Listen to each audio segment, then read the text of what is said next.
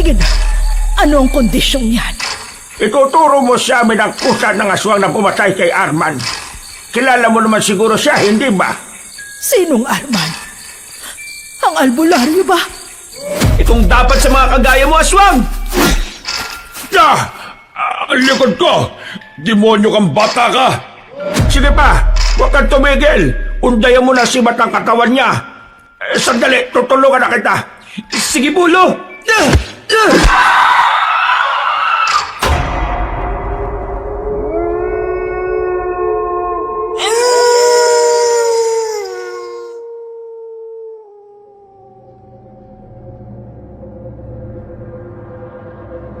Pinagpalang araw po sa inyo, Kabanong.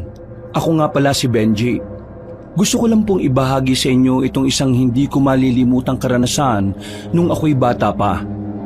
Ang aking lolo Usteng ay isang sikat na albularyo, lalo na sa Negros at Iloilo. Madalas, sumasama ako sa kanya kapag may ginagamot siya. At kahit sa murang edad, hindi ko namalayang natututo na rin pala akong manggamot. Isang gabi, Lolo Sting! Lolo, tulungan mo ko. Mukhang delikadong sitwasyon niya. Benji, apo! Gising! Ay! Nananaginip ka na naman ng masama! Tama po kayo, Lolo. Pinabangungot na naman ako. Hindi ko alam pero parang totoo talaga. Hindi ko pumalis sa isipan ko, Lolo. Bakit? Huwag mong sabihin na nananaginip ka na naman na nakasakay ka sa kabayong kamukha ng kapitbahay nating si Petra. Hindi po ganun, Lolo. Iba po eh. Seryoso po ito. Kung hindi ganon, ano? Ang kaibigan nyo, si Ka Arman. Siya ang napanaginipan ko. Ewan ko ba, hanggang ngayon, kinakabahan pa rin po ako eh. Bakit? Ano bang patungkol sa kanya? Nakita ko po yung kaibigan yung pinagtutulungan patayin ng mga aswang. Ay nako, pabayaan mo na. Isang malakas at magaling na albularyo yan. Kaya alam ko na walang masamang mangyayari sa kanya. Sisiw lang sa kanya ang mga nilalang na yan. Pero iba po ito eh. Parang may gustong ipaalam sa atin, Lolo. Ano kaya kung bumalik na muna tayo sa Negros? Hayaan mo. Kapag bakasyon na pupunta tayo ron. Gagala tayo sa mga magagandang galaan doon. Baka kailangan tayo ni Ka Arman, Lolo. Baka po talagang may nangyayaring masama sa kanya. Malabo yung iniisip mo, Apo. Ay, teka. Ikukuha muna kita ng maiinom na tubig. Sige po, maraming salamat, Lo. nang makalis na si Lolo, nakaramdam ako ng kakaibang lamig sa katawan. Lumakas ang tibok ng puso ko, kaya hindi ko naiwaglit sa isipan ko ang kaibigan ni Lolo. May kutub ako na kailangan ng kaibigan ni Lolo ng tulong, pero wala naman akong magagawa. Pagkabalik niya, ininom ko ang tubig sa kami na buting bumalik na lang sa pagtulog. Kinabukasan, nagising ako dahil sa mga pagkukwentuhan sa labas ng bahay. Bumangon ako at lumabas saka napalunok ng laway ko nang makita sina Ate Almira at Kuya Hernan. Wala na po si Tatay Arman, Lolo Usting. Pinatay po siya. Ha? Bakit siya pinatay? Sino ang may gawa nito? May nagawang ba siya na kasalanan? Wala naman po eh, pero natagpuan namin siya sa labas ng bahay namin, duguan, at wala ng mga laman loob. Tuyot na rin ang dugo niya nang madat na namin. Diyos mio, saan ba siya pumunta? Kung hindi ako nagkakamali, aswang ang may gawa na sa kanya. Hindi po kami sigurado, Lolo Usting. Kaya nga po kami nandito kasi alam namin na ikaw lang ang makakatulong sa amin. Tama po si Almira. Hindi po namin mapagkakatiwalaan ang iba niyang mga kasama. Mahirap na. Baka isa pa nga po sa kanilang nagkanulo kay tatay eh. Teka, bago ba mangyari yun sa kanya, may napansin ba kayong kakaiba? May naikwento ba siya sa inyo? Wala naman po. Basta napansin lang namin siyang balisa. Mga 1 linggo po bago mangyari sa kanya yon. Sigurado na may mga pahiwatig na sa kanya ang gabay niya. Pero hindi lang niya pinansin masyado. Baka nang gabing mangyari sa kanya, may babala na sa kanya. Pero hinayaan lang niya. Siguro nga po, Lolo. Ang gusto lang sana namin ngayon malaman kung sino ang gumawa nito sa kanya at kung anong naging atraso ni tatay sa kanila. Noon din, lumapit ako sa kanila. Saglit silang tumigil sa pagkukwentuhan, pero agad ding nagpatuloy. Isinali nila ako, kaya ikinuwento ko ang naging panaginip ko. Napailing na lang ang magkapatid at lalo nilang kinumbinsi si Lolo Usteng na tulungan sila. Nagpaalam ang magkapatid na puno ng pag-asa. Nung kami na lang ni Lolo ang naiwan sa bahay, Benji, pupunta ako sa Negros bukas. Aalamin ko kung anong magagawa ko para kay Arman. Sasama po ko sa inyo, Lo. Ayoko pong maiwan ng mag-isa rito sa bahay. Mag-isa lang po ako dito Sinong may sabi na dito ka sa bahay mananatili? Doon ka muna kina Petra. Mamaya, pupunta ako roon at kakausapin siya. Ayoko po, Lolo Usteng. Baka po kung anong gawin niya sa akin. Sasama na lang po ako sa inyo. Pero mas delikado kung sasama ka sa akin kina Arman. Hindi tayo sigurado kung ano talaga ang pumatay sa kanya. Gusto kong malaman ng totoo at mapuksa ang kung anumang nilalang na gumawa nun sa kanya.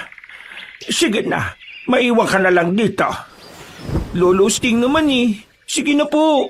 Pangako, hindi ako magiging makulit doon. Tutulong po ako sa inyo. Basta ayaw ko lang pong maiwan dito. O siya, sige. Sasama ka sa akin. Pero ipangako mo sa akin na hindi ka magiging pasaway doon.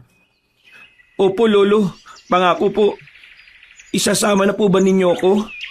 Oo, Benji. Basta huwag ka ring aalis sa tabi ko, ha? Hindi mo pa gaanong pamilyar ang lugar na yon. napatango ako kay Lolo. Noong mga panahong yun, minabuti naming ihanda ang mga dadalhin sa pagpunta sa Negros. Subalit, dahil may mga gagamutin pa kami ni Lolo, minabuti naming tapusin muna yon bago kami pumunta kina Ka Arman. Makaraan ng 3 araw nang matapos na ang panggagamot namin, nagpasya na kaming tumungo sa Negros.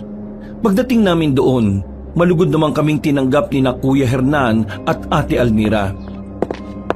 Maligayang pagdating po rito sa amin. Halip po kayo sa loob ng bahay. Pasensya na po kayo sa sitwasyon namin Mahirap lang kasi talaga kami. Ay wala kang dapat na ihingin ang tawad. Pare-pareho lang naman tayong mahirap. Teka, bakit ba hindi nyo binubuksan ang kabaong ni Arman?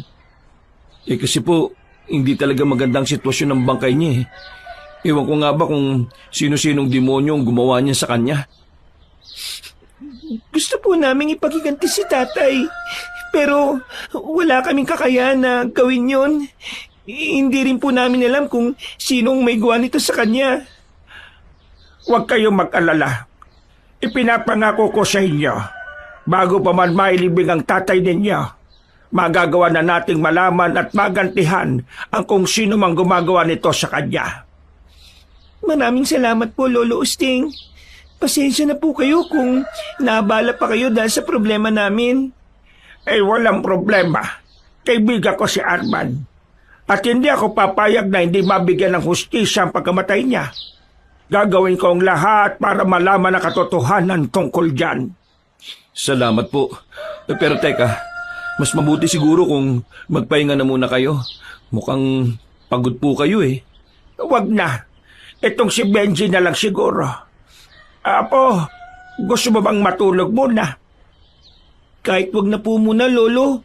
Hindi naman po ako napapagod Mas gusto ko pong makipaglaro muna sa labas. Teka, napag-usapan na natin yan Mamaya, baka kung ano pang mangyari sa'yo roon. Pero Lolo, dito ka na lang. Wala kang kakilala roon Baka mapag-interesan ka ng mga masasamang elemento sa paligid. Lalabas din naman po ako. Kung gusto mo, Benji, sumama ka muna sa akin. Talaga po, Kuya Hernan? Lolo, umayag na po kayo. Ay, siya sige. Basta, wag ka magtatagal ha. Kung may mararamdaman kang kakaiba, pumasok ka kaagad dito. Sige po. Lumabas kami ni Kuya Hernan. Ipinakilala niya ako sa mga batang kagaya ko at nakipaglaro naman ako sa kanya. Nasa kalagitnaan pa kami ng paglalaro nang may maaninag akong isang babae na nakatayo malapit sa malaking puno.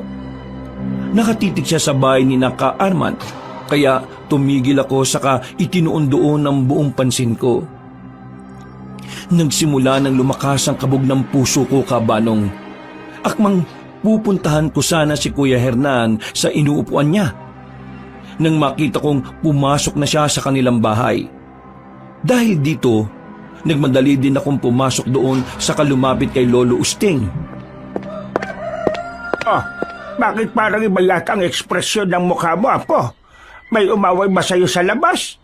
Wala po, Lolo. Bakit naman ganyan ang mukha mo? Kasi po, may nakita kong isang babae na nakatayo malapit sa malaking puno. Ay, ano naman ang masama ron? Baka nga kanayon lang naman ni na Armand yun eh. Hindi po, Lolo. May kakaiba po talaga sa kanya. Abot hanggang talampakan ng buhok niya eh. Tapos, kakaibang kasuotan niya.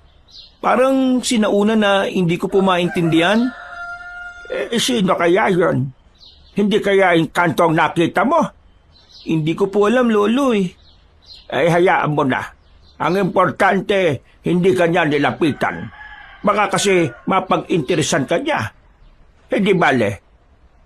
Makaalangan namang lumapit yun sa'yo dahil sa mga gabay mo. Nagpasya akong matulog. Nasa kalagitnaan ako ng mahimbing na pagtulog ng maalimpungatan dahil sa isang ingay. Agad kong napansin na natutulog na rin pala siya sa tabi ko upang siyasatin kung ano ang nag-iingay. Lumapit ako sa pintuan. Doon, nakita kong 3 tao na tila may pinaplanong masama sa kabaong ni Ka Arman. Agad kong napansin ang kakaiba at nakakabahalang aura nila. Lalong umigting ang takot ko nang mapansing pati ang mga nagbabantay ay nakatulog na rin sa hindi malamang dahilan. Noon din, nagmadali akong lumapit kay Lolo para gisingin siya. Bakit na? Ano bang nangyayari Nakatulog po ang lahat ng nakabantay sa kabaong.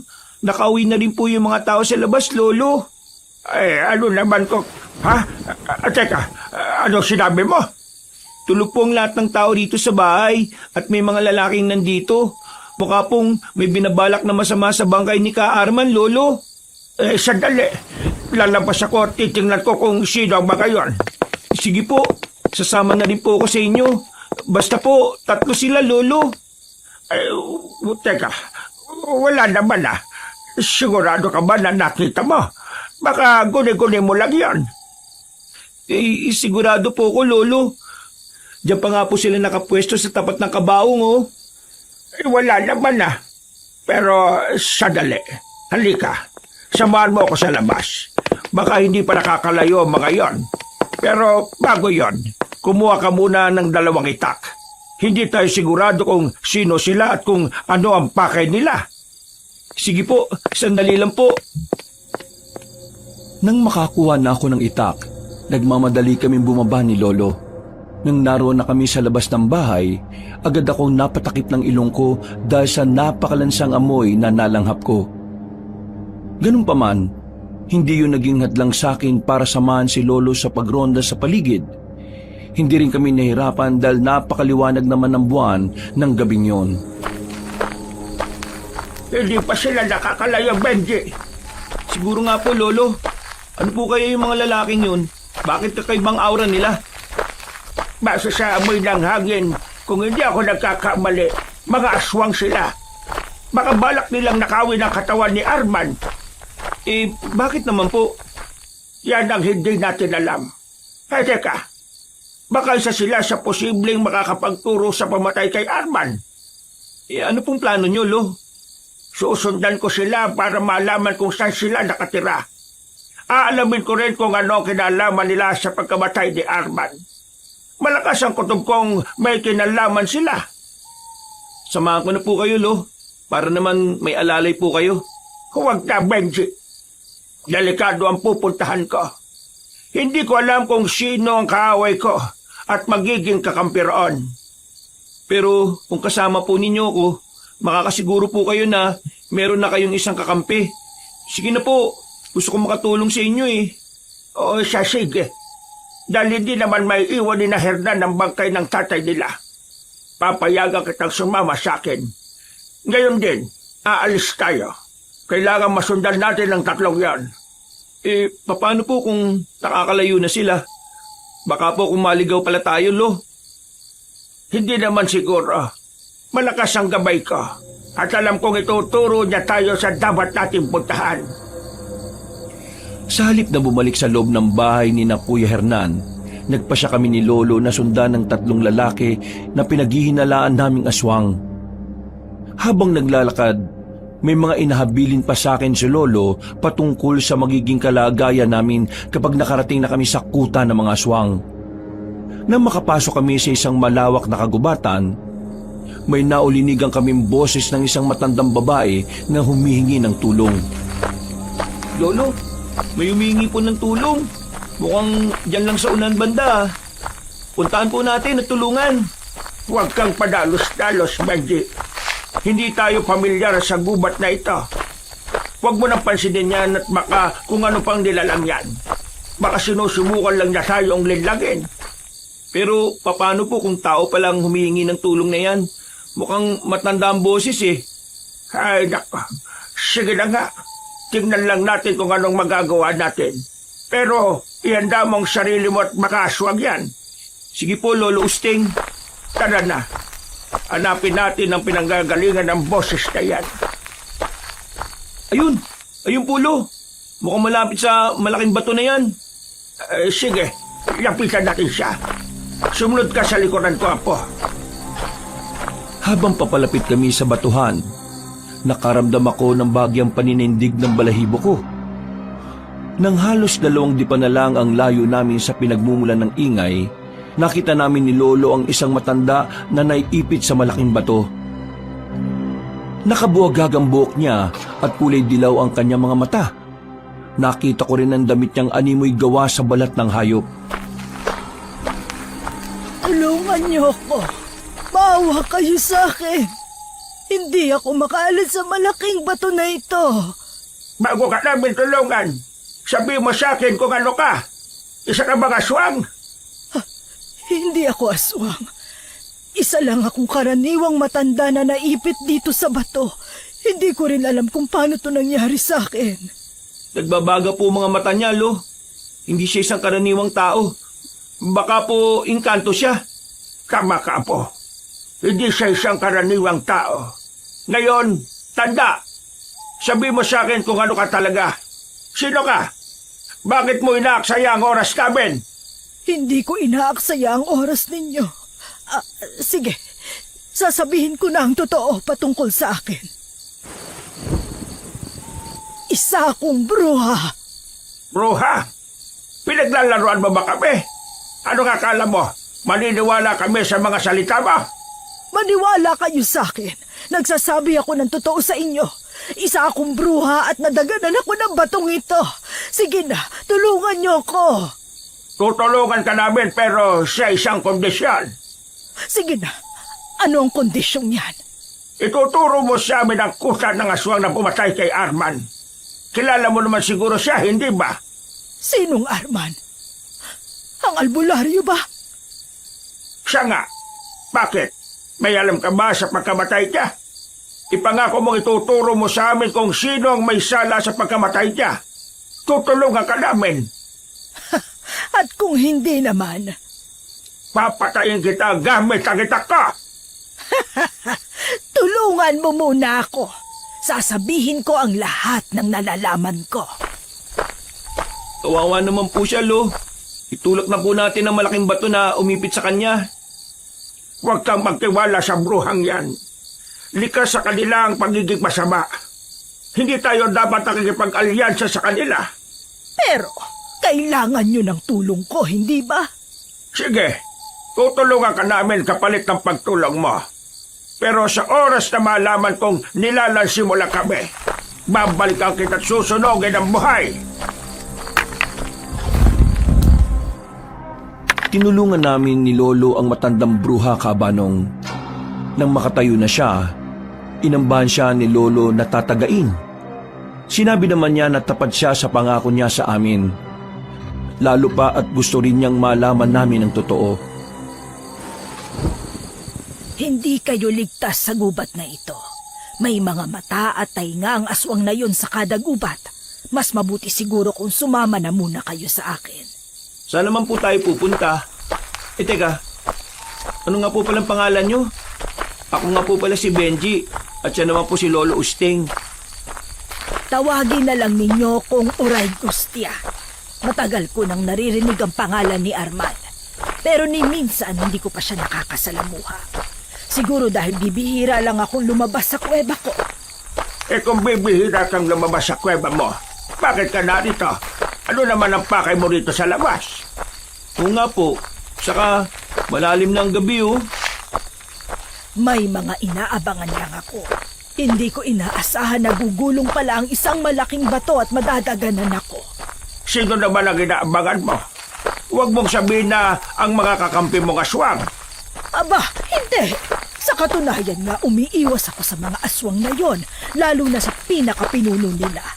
May bagay kasi na nasa pag-iingat ko na gusto nilang makuha. Ano naman po yun? Saka na ninyo malalaman. Sa ngayon, bilisan ninyo ang paglalakad at malapit nang pumatak ang 12:00 ng hating gabi.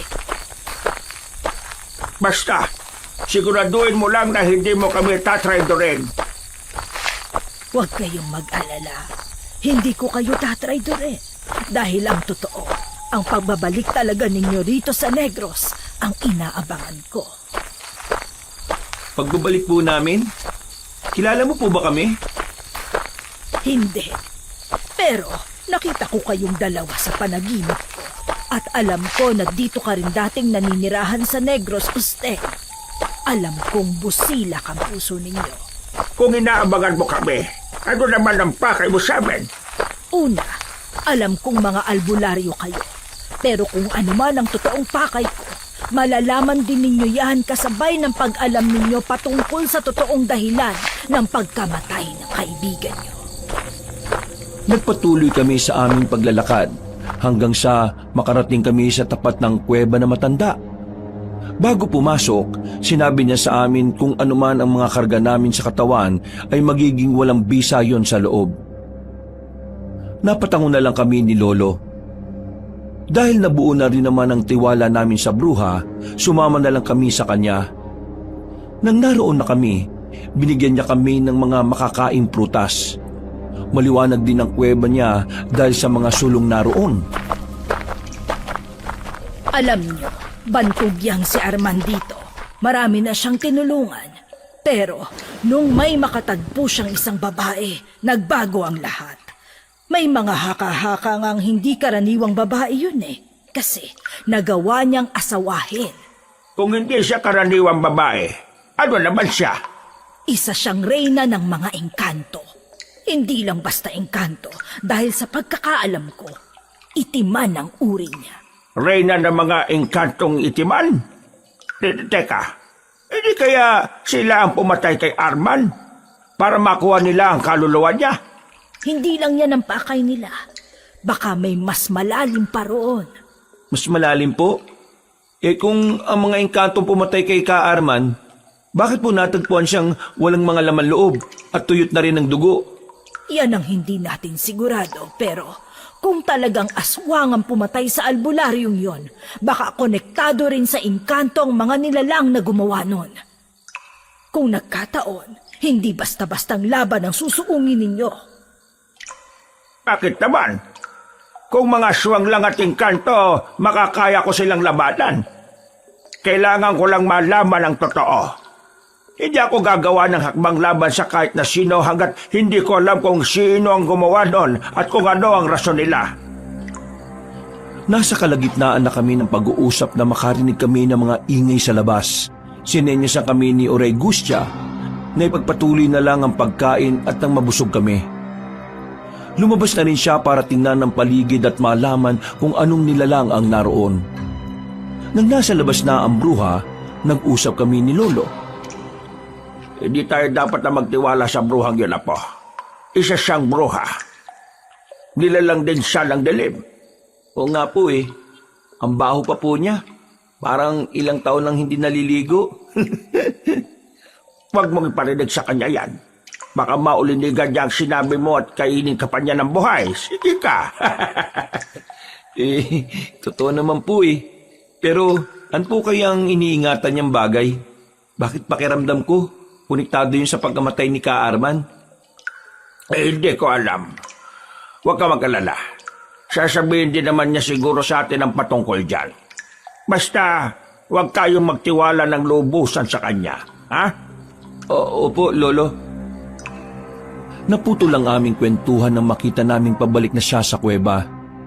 Nanahimik na lamang kami at ipinagpatuloy ang pagkain ng prutas. Paglapit niya, inalok niya kami ng tubig na nasa maliit na palayok. Nung una, tumanggi kami. Ngunit dahil sa nauuwaw sa kinain, tinanggap din namin yon. Hanggang ininom ko ang tubig mula sa palayok. Napansin kong biglang nag-iba ang lasa. Nilingin ko si Lolo't nandilat ako nang makita siyang biglang nakatulog. Nakaramdam din ako ng antok. At bago ko makatulog, nakita kong kulay itim ang tubig. Nang magising ako, nakita kong nakatulog din si Lolo. Lo, wala po rito si Oregustia. May mga ingay rin ako naririnig sa labas. Anong ibig mong sabihin, Apo? Parang may naglalaban sa labas eh. Hindi kaya sinugot tayo ng mga aswang dito at kinakalaban sila ni Uray Gustia? Iyan ang hindi natin alam. Halika, tingnan natin sa labas. Dali mo na rin ang itak mo at makatotoo nga ang hinala mo. Sige po, Lo. Teka, sandali. Mukhang nawala na rin naman ang ingay eh, oh. Dito ka lang, ha? Ako ang titigil sa labas. Sige po, Lo. Sasama ako sa inyo hanggang bukana ng kuweba para makasilip na rin ako sa nangyayari. O ikaw ang bahala, Benji. Tara na. Pagdating sa bukana ng kuweba, tumigil ako at pinanood na lang si Lolo na naglalakad palabas. Iginala ko ang paningin ko. Ngunit dahil madilim na rin ang paligid, hindi ko gaanong nakikita ang nangyayari. Makaraan ng ilang minuto, bumalik si Lolo sa akin. Halata ko sa mukha niya ang galit, kaya inusisa ko siya patungkol doon. Sigurado na tinraidor tayo ng bruhang yon. Ang ipinainom niya sa atin ay may pampatulog. Baka ipinain na tayo sa mga aswang. Ewan ko po, pero bago ko mawalan ng malay kanina, nakita ko po yung kulay ng tubig na ipinainom niya sa atin eh. Kulay itim po at ang amoy parang putik.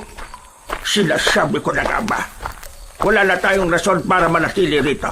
Tara na, umalis na tayo at baka bumalik pa siya rito kasama ang mga aswang na kaalyado niya. Sige po, Lolo Sting. Bilisan mo. Mukhang nagsisimula na naman ang pag-agil eh.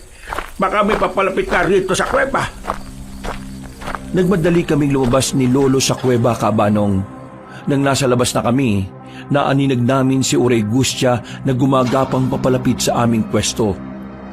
Nakaramdam ako ng galit at nakita ko ring napakuyom ng kamay niya si Lolo.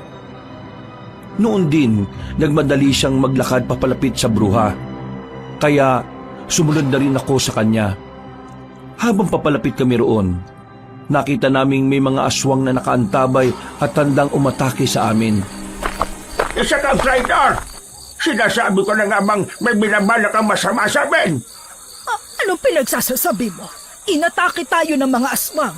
Nilabanan ko sila pero hindi ko sila kaya. Anong palabas ito? Isa kang bruha, tapos magpapatalo ka lang sa mga aswang na yan? Oo, bruha nga ako. Pero hindi ibig sabihin nun na malakas ako kagaya ng ibang nilalang ng gubat. Kung hindi ka nag-trader sa amin, ano pong ipinainom mo sa amin? Bakit kulay itim ang likidong yon at nakapakabaho? Sabihin mo na, kung hindi ako mismo ang tatampo sa buhay mo. Ang tubig na yun ay hindi basta tubig lang. Kapag ininom nyo yun, magkakaroon kayo ng kabal at kunat sa katawan. mag-iibayo rin ang lakas ninyo at liksi. Sigurado ka ba sa sinasabi mo? O baka pinaglalaroan mo lang kami ng... Ha? Lolo, ang mga aswang, papasugod sila sa atin. Anong gagawin natin? Bantayin mo ang bruhang ito. Kapag tatakas gilitan mo sa leeg ng walang pagdadalawang isip. Ako nang bahala sa mga aswang na yan. Sige po, Lolo. Ako na pong bahala sa kanya. Mag-ingat po kayo, ha? Nang mga panahong yon, sumugod si Lolo sa mga aswang. Sinubukan ko pang bilangin ang mga nilalang. At napalunok ako ng laway ko nang malamang may higit sa 10 ang mga yon. Habang abala sa pakikipaglaban si Lolo sa mga aswang, binantayan ko ng maigi si Uray Gustya. Nakita kong mahina na ang bruha, kaya nakaramdam ako ng awa sa kanya. Ano po bang rason at inatake po kayo ng mga aswang? Kayo siguro ang pakay nila. O kung hindi man, ang mga sibat na iniingatan ko ang gusto nilang kunin. Ang mga walang hiya, hanggang ngayon gusto pa rin nilang makuha yun sa akin. Sibat po? Bakit naman po nila kukunin sa inyo yun? Mahalaga po ba yun? Ang tinutukoy ko ay ang sibat ni Kanlaon. Ang 2 sibat na kayang pumuksa sa mga makapangyarihang aswang. Eh kung makakapuksa po, bakit naman nila kukunin yun? Hindi ba sila natatakot doon? Baka may gusto silang gawin sa mga sibat na yon para hindi na magamit laban sa kanila. Teka po. Paano po ba ninyo nakuha yung sibat na yun? Ang sibat na tinutukoy ko ay ibinigay mismo sa akin ng isang sota na nakatira rito. Ayon sa kanya, pagmamay-ari yon ni Kanlaon. Kaya naman po pala nasa na po ba yun, Uray Gustya? Natigilan kami sa pagkukwentuhan nang marinig namin ang sigaw ni Lolo. Nung una, inisip kong matatalo na siya. Pero nang ibaling ko sa kanya ang pansin ko, nakita ko kung paano niya inatake ang huling aswang. Namangha ko sa kakaibang lakas at liksi niya. Kaya naisip kong tama ang sinabi ni Uray Gustya. Nang mga sandaling yon, naglakad palapit sa amin si Lolo. Dahil sa kalagayan ng bruha, nagpasya na muna kaming tulungan siyang makapasok sa kanyang kuweba. Nang naroon na kami, Usteng, gusto kong kunin ninyo ang mga sibat sa pinakadulong bahagi ng kuwebang ito. Alam na ng apo mo ang patungkol doon. Magagamit ninyo laban sa aswang na pumatay sa kaibigan ninyo. Bakit? Ano bang meron sa mga sibat? Sibat daw po yun ni Kanlaon, Lolo Usting. Tama si Benji. Kunin niyo yon. Umalis na rin kayo rito. At sigurado, kapag namatay ako, may mga pupuntang aswang dito para hagilapin ng mga yon. Teka po. Paano po ba paganahin ang kapangyarihan ng sibat na yun? Baka po kung may masamang epekto yun sa amin, Teka, sino bang totoong kalaban namin? Kilala mo ba ang pinuno ng mga aswang na gusto naming mahanap? Ang totoo niyan, ang tunay na may sala sa pagkamatay ni Arman ay si... Uray Gustya, sino? Magsalita ka! Sabi kung sino ang dapat aming kalabanin. Uray! Lo, patay na po ba siya?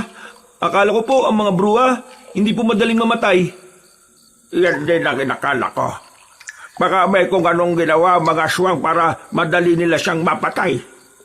Ang mga hayop na yon, gusto nilang makuha ang mga sibat. Pwes, hindi natin sila hahayaang makuha yan. Ano pong gagawin natin, Lo? Hahanapin natin ang mga sibat at gagamitin laban sa mga masasamang elemento rito sa Negros. Pero unahin na muna natin ang mga pumatay kay Arman. Kayo na! tinungo namin ang pinakasulok ng kuweba at agad naming natagpuan ang 2 sibat. Ibinigay ni Lolo ang isa sa akin at ang isa ay hinawakan niya. Dahil malapit nang mag-umaga, nagpasya kaming lumabas at simula ng paghahanap sa mga pumaslang kay Ka Arman. Iniwan na lamang namin doon ang aming mga itak. Habang naglalakbay, napag-usapan namin ni Lolo ang maywagang tubig at ang kambal na sibat ni Kanlaon. Napangiti na lang ako nang mapansin kong naging magaan ang pakiramdam ko. Kalaunan, napansin naming unti-unti na namang dumidilim ang paligid. Napailing na lang ako dahil sa bilis ng oras. May nakita akong baryo na malapit rito. Halika, puntahan natin yon. Baka po hindi tayo tanggapin dun. Baka po kung may gawing masama sila sa atin. Huwag kang mag-isip ng ganyan, Benji. Basta, ihanda mo lang ang sarili mo para sa kung anumang mangyayari. Kapag may maramdaman tayong kakaiba, hindi tayo magdadalawang isip na umalis. Sige po, Lolo. Ay, tara na. Bilisan na lang natin ang paglalakad at baka may mga taong gising pa diyan. Huwag muna natin sabihin na mga albularyo tayo, ha? Opo, Lo. Naglakad kami patungo sa baryong nakita namin. Habang papalapit kami roon, napansin ko na kakaiba ang liwanag na nagmumula roon. Tila napakamoderno noon kung ikukumpara sa nayo ni na Kuya Hernan. Sinabi ko yung kay Lolo, kaya pati siya'y nag-alangan na rin. Iiwas na sana kami sa baryong yon nang biglang lumitaw sa harapan namin ng isang lalaki na nakasuot ng maruming damit. Mahaba ang buhok niya at hindi rin siya nakapag-ahit ng balbas. Sino kayo? Bakit kayo nandito? Nandito kami para gumala. Kaso, naligaw kami. Alam mo ba ang pangalan ng baryo dyan sa unahan?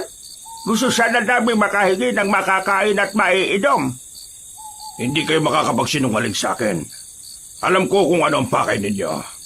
Alam ko rin kung ano ang patungkol sa sibat na hawak ninyo. Sige, magpakilala kayo. Ako si Silas, isang galang ermitanyo, at dating maestro ng albularyong si Arman. Kayo po ang maestro ni Ka Arman? Kilala niyo siya, bata? Oo, ako ang dati niyang tagapagturo. Ang totoo, kaibigan namin siya. Nandito talaga kami para bigyang hustisya ang pagkamatay niya. Namatay siya? Bakit? Sa paanong paraan? Pinagtulungan siya ng mga swang. Winalanghiyan nila ang katawan niya. Magbabayad sila sa ginawa nila. Teka, hindi ko maintindihan. Ano naman ang kinalaman ng mga aswang dito? Parang napakalabo yata. Sigurado ba kayo sa mga pinagsasasabi ninyo? Opo, sa katunayan nga po, nanggaling kami kay Benji, yung bungaga mo. Maestro Silas, sigurado kami sa kinuha naming impormasyon. Bata, ano sinasabi mo? Sa kayo nanggaling? Wala po, Maestro Silas.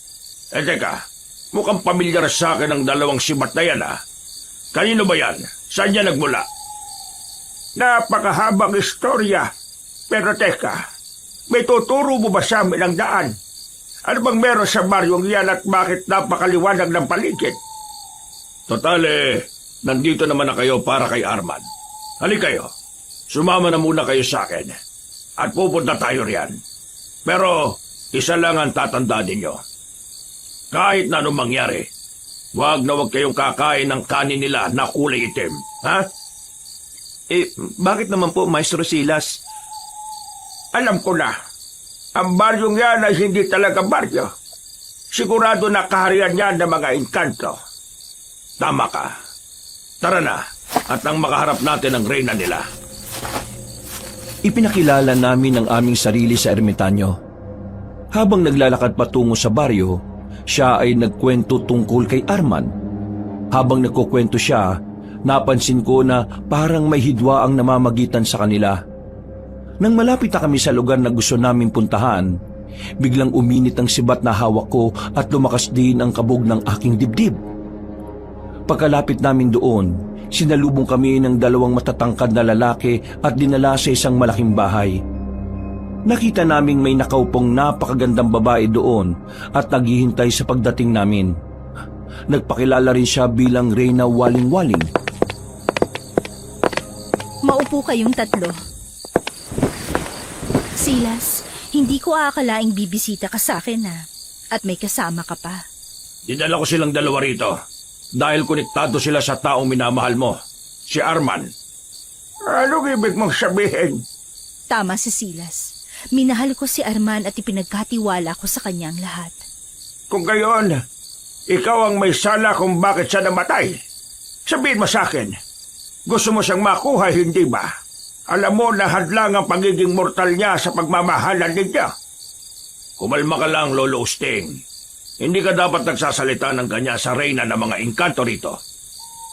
Pasensya ka na, pero gusto ko lang malaman kung sino talaga pumatay sa kanya.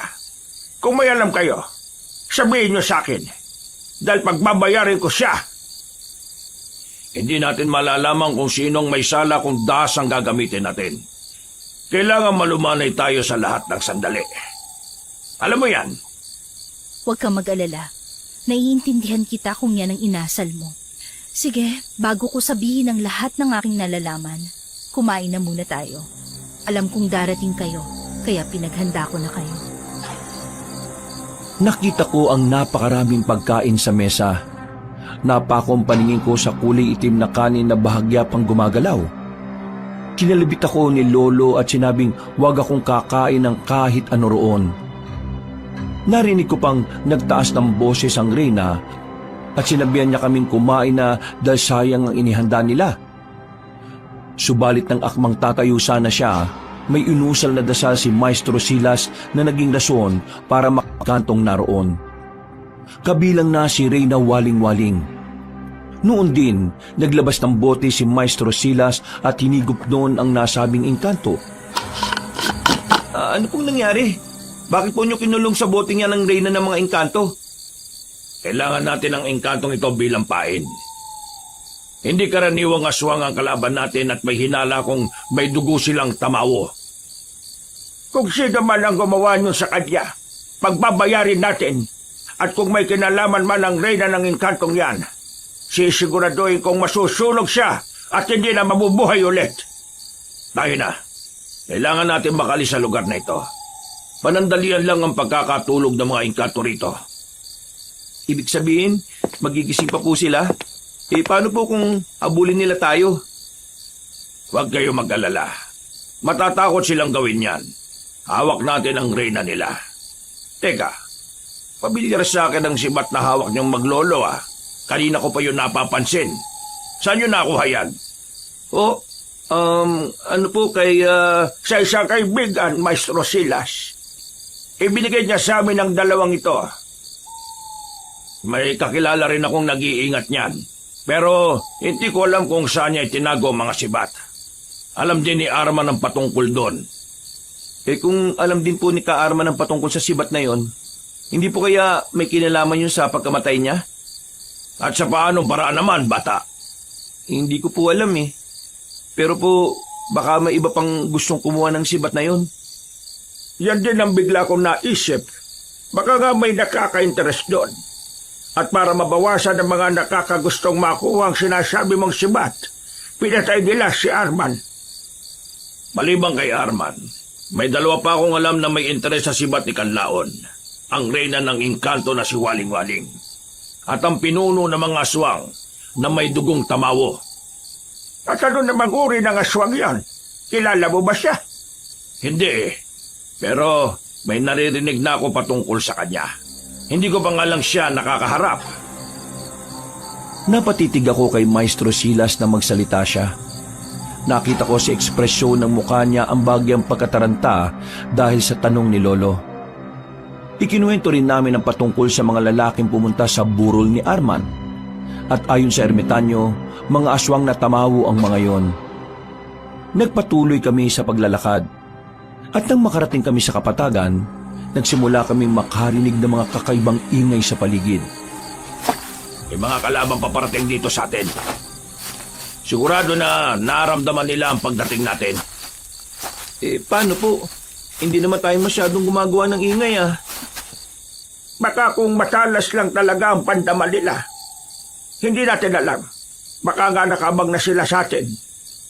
Siguradong may bagay na nasa atin na nakapagtimbre sa kanila. Ano naman yun? Baka dahil dyan sa engkantong nasa bote? Hindi ba't gusto mo siyang maging pain?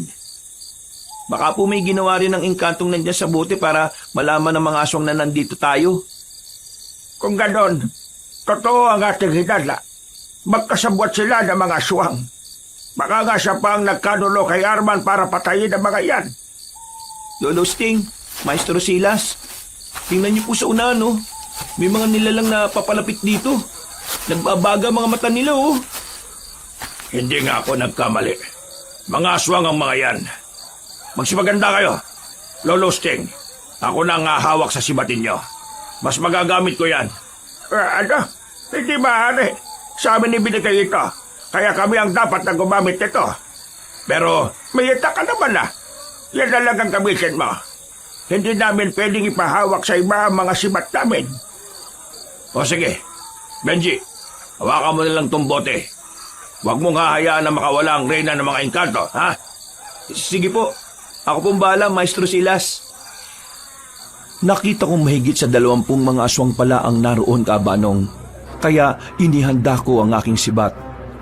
Habang abala sila sa labanan, napansin kong nagwawala ang nilalaman ng bote ni Maestro Silas. Walang ano-ano, may narinig akong pag-angil sa likuran.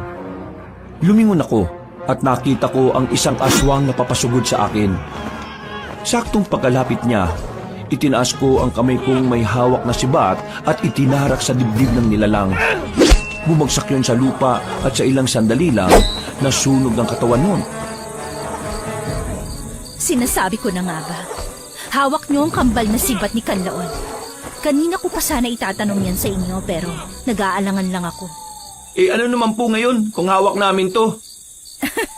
Nagkakamali yata kayo ng kinampihan. Si Silas ang isa sa nagkaka-interes dyan. Nabilog na yata niya ang ulo niyo, tama ba ako? Ano pong ibig niyo sabihin, ha? Ang Silas na yon, siya mismo ang pumatay kay Arman. Malapit na sana naming makuha ang sibat kay Uray Gustia pero nalaman kong pansariling interes lang pala ni Arman ang iniisip niya. Gusto pa niyang sirain ang kaharian namin. Kung ganon, ikaw po palang may pakana ng lahat ng ito at hindi si Maestro Silas? Masyado ka pang bata para maintindihan ang mga nangyayari. Sa ngayon, gusto kong pakawalan mo ko. Patutunayan ko sa iyo na tama ang sinabi ko.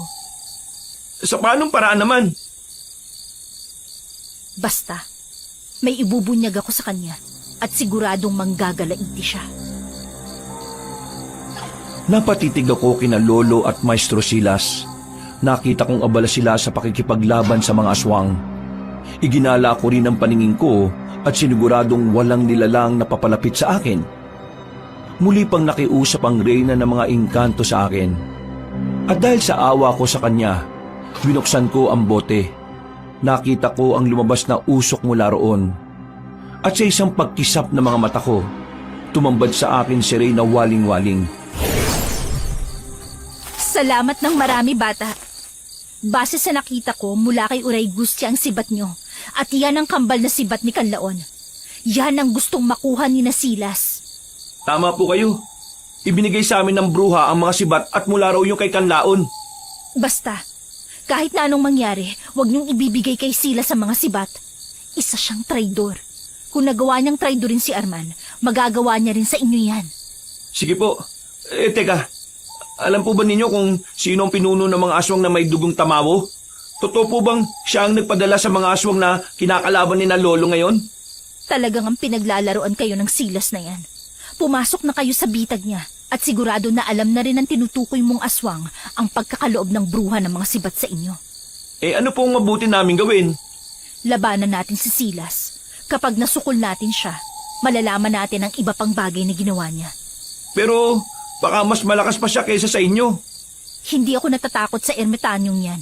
At kahit pa sa pinuno ng mga aswang na may dugong tamawo. Magsasalita pa sana ako, pero nakita kong may mga aswang na papasugod sa aming kinaroroonan. Binitiwang ko ang bote na naging rason para mabasag yun. Nang makalapit sa amin ng mga nilalang, nagtulungan kami ni Waling-Waling para matalo mga yon. Makalipas lang ang ilang sandali, nadagdagan ng mga aswang na umatake sa amin. Pero mabilis naming natalo mga yon. Natigil lang kami at napatitig kina Lolo nang makitang papalapit na sila sa amin. Benji, bakit mo binuksan ng bote? Hindi mo ba alam na delikado ang reyna ng mga engkantong yan? Ikiman sila. Umalis ka sa tabi niya, bilis! Ano ba nangyayari, Benji? Bakit mo ba pinakawala ng reyna ng itimang engkanto? May sinabi po kasi sa akin si Reyna Waling-Waling. At ano naman ang sinabi niya? Sigurado ako na kasinungalingan yon. Anong kasinungalingan ang pinagsasasabi mo? Bakit hindi mo sabihin ang totoo sa kanila? Hindi ba't naiinggit ka kay Arman kaya mo siya pinatay? Sinungaling ka! Wala akong masamang intensyon kay Arman. Ako pa nga ang naging maestro niya. Wala? Hindi ba't naiinggit ka dahil makukuha na sana niya ang sibat? Hindi ba't gusto mo siyang patayin dahil nagsisimula ka na ring umibig sa akin? Huwag kang maging hibanging, Kanto. Hindi mo alam ang mga pinagsasasabi mo. Bakit mo ipapako sa akin ang pagkamatay ng mortal na inasawa mo? Hindi ba tinraidor ka rin niya nang magkaroon siya ng asawang kagaya niya? Hindi pa ba sapat na motibo yan para patayin mo siya? Teka, sino ba talaga ang may kasalanan sa inyo? Aminin na ninyo. Kung hindi, pareho kayong magiging amo dahil sa sibat na ito. Nagpapatawa ka ba, Usting? Seryoso ako sa sinasabi ko. At kahit kailan, hindi ko ginawang biro ang pagkakaibigan namin ni Arman. Bakit, Silas? Hindi ba't gusto mong makuha ang kambal na sibat ni Kanlaon para maubos mo kami? Ngayon, ang sibat na hinahanap mo ay nasa kamay na ng maglolong yan. Ano ka ngayon, ha? Sinasabi ko na nga, be. Ibigay na ninyo sa akin ang sibatayan. Kung hindi, papatayin mo kami. Sige, ano bang oras ay handa kong lumaban sa inyo? Pagbabayaran mo ang ginawa mo kay Arman, Maestro Silas. Dapat lang sa kanya yon. Ang mga tulad niya ay dapat na pinapatay. Kung nakita mo lang kung paano siya lantakan ng mga aswang, matutuwa ka talaga. Napakawalang hiya mo. Pagbabayaran mo ang ginawa mo. Bago pa man mangyari yan, makukuha ko na ang sibat at mapapatay ko kayo. Ito ang dapat sa inyo. Huh? Ako ang kalabanin mo at hindi ang dalawang yan! Pareho kaming napatras ni Lolo dahil sa nangyari. Noon din, inatake ni Waling-Waling ang ermitanyo at hindi rin nagpatinag si Maestro Silas sa kanya. Nasa kalagitnaan na sila ng pakikipaglaban nang may dumating pang mga aswang. Napailing na lang si Lolo Usting at napatanong sa akin kung bakit hindi nauubos sa mga aswang na yun. Handa mo ang sibat mo. Kailangan mabilisan natin maubos sa mga aswang na yan. Sigurado ako na nandito na rin ang pinuno nila. Baka naghihintay lang ng pagkakataon niya para umatake. Baka nga po, Lolo. Teka, nandiyan na mga nilalang, Lolo. Huwag ka matakot. Isang tarak lang ng sibat ang katapat nila. Masusunog sila at magiging aba. Sige po, Lo. Nagamit ko na rin itong sibat eh. Alam ko na rin po ang kakayahan nito. Huwag ka rin aalis sa tabi ko. At kung malalagay ka sa alagangin, sumigaw ka kagad. Natigil lang ang pag-uusap namin nang dumating ang mga aswang kabanong. Dahil sa bertud na naroon sa tubig na ipinainom sa amin ni Uray Gustia, naging mas maliksi kami at mas malakas kaysa dati. Pagkalapit ng mga nilalang, nilabanan namin sila ni Lolo. Hindi pa rin nawala ang pagkamangha ko sa sibat. Lalo pa nang makita ko kung paano nasunog ang katawan ng mga aswang na natatamaan nun. Kalaunan, kakaunti na lang ang aswang na kalaban namin. Narinig ko ang komprutasyon nila Maestro Silas sa tray na Waling-Waling. Kaya bahagya kong itunoon sa kanila ang pansin ko habang nakikipaglaban. Matagal ko nang gustong kunin ang sibat na nasa maglolo. Pero anong ginawa mo? Hinadlangan mo ako. Hindi ba dapat magkakampi tayo? Hindi ako kumakampi sa traidor na tulad mo. Kung alam ko lang na ganyan pala ang ugali mo, nung una pa lang, pinadukot na kita at ginawang tagasilbi sa kaharian ko. Yan ang malaking pagkakamali mo, Waling-Waling. Ngayong abot kamay ko na ang kambal na sibat. Kukunin ko yan sa kahit na anong paraan. Tingnan na lang natin kung magagawa mo pa ang pinaplano mo. Ang dapat sa'yo, igapos gamit ang mga buhay na mga ugat. Naway sipsipin nila ang dugo mo hanggang sa matuyot ang katawan mo. Anong ginagawa mo sa akin?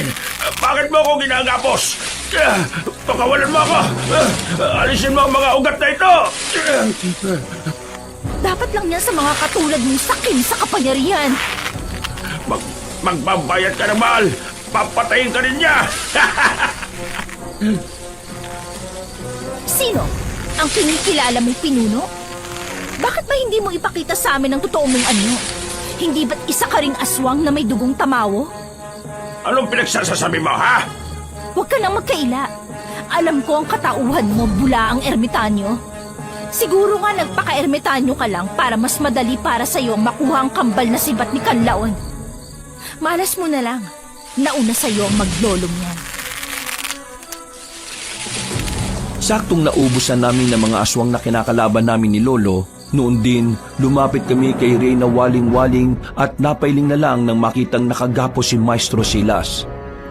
Ilang beses pa siyang humingi ng tulong sa amin, pero hindi namin siya pinakinggan. Nang mga panahong yon, napansin kong naging iba na ang ekspresyon ng mukha ng ermitanyo. Naging mabangis yun at sa isang pagkisap ng mga mata, nakita ko ang pagbabago ng anyo niya. Naging isa siyang aswang. At sa isang iglap, humugot siya ng lakas hanggang sa nagawa niyang kalaga ng sarili niya. Akin lang ang kambal na sibat na yan. Ibigay niyo sa akin yan. Kung hindi, magiging abo kayong dalawa. Hindi mo kami matatakot. Kahit na ilang aswang pa kayo, makakaya namin kayong talunin. Kung gusto mo talaga makuha ang mga sibat na to, labanan mo muna kami. Huwag kang magtabang-tabangan, gutong lupa. Bakit? Inakala mo bang matatalo mo ko ng basta-basta? Hangal! Nakita kong itinaas niya ang kamay at bahagyang ikinumpas. Kinutuban ako ng hindi maganda. Kaya agad kong sinabi yon kina Lolo. Nabahala naman si Reyna Waling-Waling at bago pa man may gawing hakbang si Maestro Silas, sinugod na niya ito. Muli silang nakipagpambuno sa isa't isa hanggang sa makita naming medyo nalalagay sa alanganin ng Reyna ng mga engkanto. Dihado si Reyna Waling-Waling, Benji. Hindi pwedeng wala akong gagawin. Ano po ngayon ang binabalak niyo, Lo? Tutulungan ko siya. Magbantay ka sa paligid. Kailangan walang ibang aswang na makalapit sa atin dito. Kapag may papalapit, sabihin mo kagad sa amin. Sige po, Lo. Ako pong bahala. Kailangan magbayad si Maestro Silas sa ginawa niya kay Arman. Paano po kung dumating dito yung sinasabi niyang pinuno ng mga aswang na may lahing tamawo? Kung makikisali siya sa gulo na wala naman siya kinalaman, pues, isasali natin siya. Pare-pareho lang silang aswang at salot sa lipunan. Dapat lang silang mamatay. Sige na, tutulungan ko na muna si Reyna Waling-Waling. Lumapit si Lolo Usting kina Maestro Silos at Reyna Waling-Waling na patuloy pa rin sa paglalaban. Noon din, buong lakas niyang sinibat ang aswang. Pero sa hindi inaasahang pagkakataon, napalingon sa kanya ang aswang. Umiip siya sa direksyon ni Lolo at nasaksihan ko kung paano tumilapon si Lolo Usting. Dulot ng pag-aalala ko, nilapitan ko si Lolo Usting. Saktong inaalalayan ko na siya nang marinig namin ang pagsigaw ni Reyna Waling-Waling.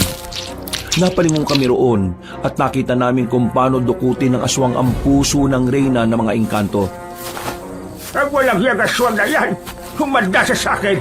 Benji, akin na muna si mat mo. Bakit po, Lolo Sting? Anong gagawin niyo? Gagamitin ko sila ng magkasabay para puksain ang aswang na yan. Kung walang ganong epekto ang isang sibat, siguro mas magiging mabisa yun laban sa aswang kung gagamitin ko pati ang kakambal niya. Sige po, kayo pong bahala, Lo. Ito na pong sibat ko. Mag-ingat po kayo, ha? Tumango sa akin si Lolo at nagsimulang maglakad. Tinawag niya ang pansin ng aswang at nang makita naman siya ni Maestro Silas, napaangil yun saka napatayo habang hawak pa ang puso ni Reyna Waling-Waling. Nang makita ng aswang na hawak ni Lolo Sting ang dalawang sibat, napangisi siya at mabilis na umatake. Lumakas naman ang kabog ng dibdib ko. Pero nang makita ko kung gaano kahusay si Lolo sa pakikipaglaban sa aswang, nakampante akong matatalo niya yon. Habang nakikipaglaban, hindi nila maiwasang magbangayan. Sige, mas bilisan mo ba ang paggalaw mo? Kung kanina'y naisan mo ko, ngayon hindi na! Ikaw ang dapat na gumalaw ng mas maliksi. May ina ka ba kung ikukumpara sa kaibigan mong traidor? Kung may mas traidor sa inyong dalawa, ikaw yan! Ngayon alam ko na ang totoo. Hindi ako uuwi nang hindi ka napapatay! Mapatay mo man ako, pero sisiguraduhin kong susunod ka sa akin! Magsasalita pa sana si Lolo, pero hindi niya nagawa nang itulak siya ni Maestro Silas. Nabuwal siya sa lupa at nabitiwan niya ang dalawang sibat. Nabahala ako nung makita kong mabilis na lumapit ang aswang sa kanya. Kahit medyo may alinlangan ako, nagmamadali akong tumakbo para kunin ang dalawang sibat. Nang marinig ko ang sigaw ni Lolo, nataranta na ako at hindi alam kung ano ang gagawin. Noon din, inatake ko ang aswang na nakaibabaw kay Lolo Usteng. Hayop ka, kutong lupa ka. Humanda ka sa akin. Gusto mo talagang durugin kita, ha? Makang isip, bata. Ako kalabanin mo. Ito ang dapat sa mga kagaya mga aswang. Ano mata ko! Wala talaga kayong pinagkaiba. Magbabayad ka rin sa akin! Itarak mo ang dalawang sibat sa likod niya. Sasakali ko siya at hahawakan sa isang braso para hindi siya madaling makagalaw. Sige po, Lo. Pero hindi po ako sigurado kung magagawa ko po yan. Kawalan ba ako, tanda? Itigil mo ang pagsakal sa akin! Ka nang magdalawang isip, Apa! Gawin mo na bago pa man makawala ang aswang na ito! Bagya akong nataranta sa sinabi ni Lolo. Kaya noon din mismo, itinarak ko ang sibat sa likod ni Maestro Silas kahit pa hindi ko alam kung ano ang magiging kahihinatnan. Napalingon pa sa akin ang aswang, pero nawala ang takot ko nang marinig ko ang pag-ungol niya. Mas itinarak ko pa ang kambal na sibat sa likod niya. At dahil kulang ang lakas ko, nagmamadaling umalis si Lolo sa ilalim ng aswang. Ngayon, tignan natin kung hindi ka pa mamamatay. Sa wakas, magiging tahimik na rin ang kaluluwa ni Arman. Lo, mukhang malalaman pa po siya. Parang walang epektong ginawa natin sa kanya. Mga hayop kayo, sinusumpa kong hindi kayo matatahimik saan man kayo dalhin ang kapalaran ninyo. Hahanapin kayo ng gulo natin ng mga masasamang elemento. Ano inakala mo? Tatalam sa amin ang sumpa mo? Kanina pa ako naririnig sa boses mo. Ngayon, magpahinga ka na! Mga hayop kayo! Nakita kong lumusot sa dibdib ng aswang ang mga sibat at nandilat ang kanyang mga mata. Para makasigurong patay na si Maestro Silas, ilang beses pang itinarak ni Lolo ang sibat sa katawan ng aswang. Napahinto na lang siya nang sabihin ko sa kanyang naliligo na sa dugo ang nilalang na yon. Nang hindi na gumagalaw si Maestro Silas, nagpasya kaming magmatsyag na muna sa paligid. Lolo, totoo kayang sinabi ni Maestro Silas? May isa pang aswang na mas mataas sa kanya at nakandang umatake sa atin? Iyan ang hindi natin alam. Kung meron man, wala tayong ibang mapagpipilian kung hindi ang labanan ng nasabing aswang. Kung ano man siya, dapat napuksain din siya kagaya ng ibang aswang. Teka po, hindi po ba may mga alagad po si Reyna waling-waling? Bakit hindi man lang sila tumulong sa Reyna nila?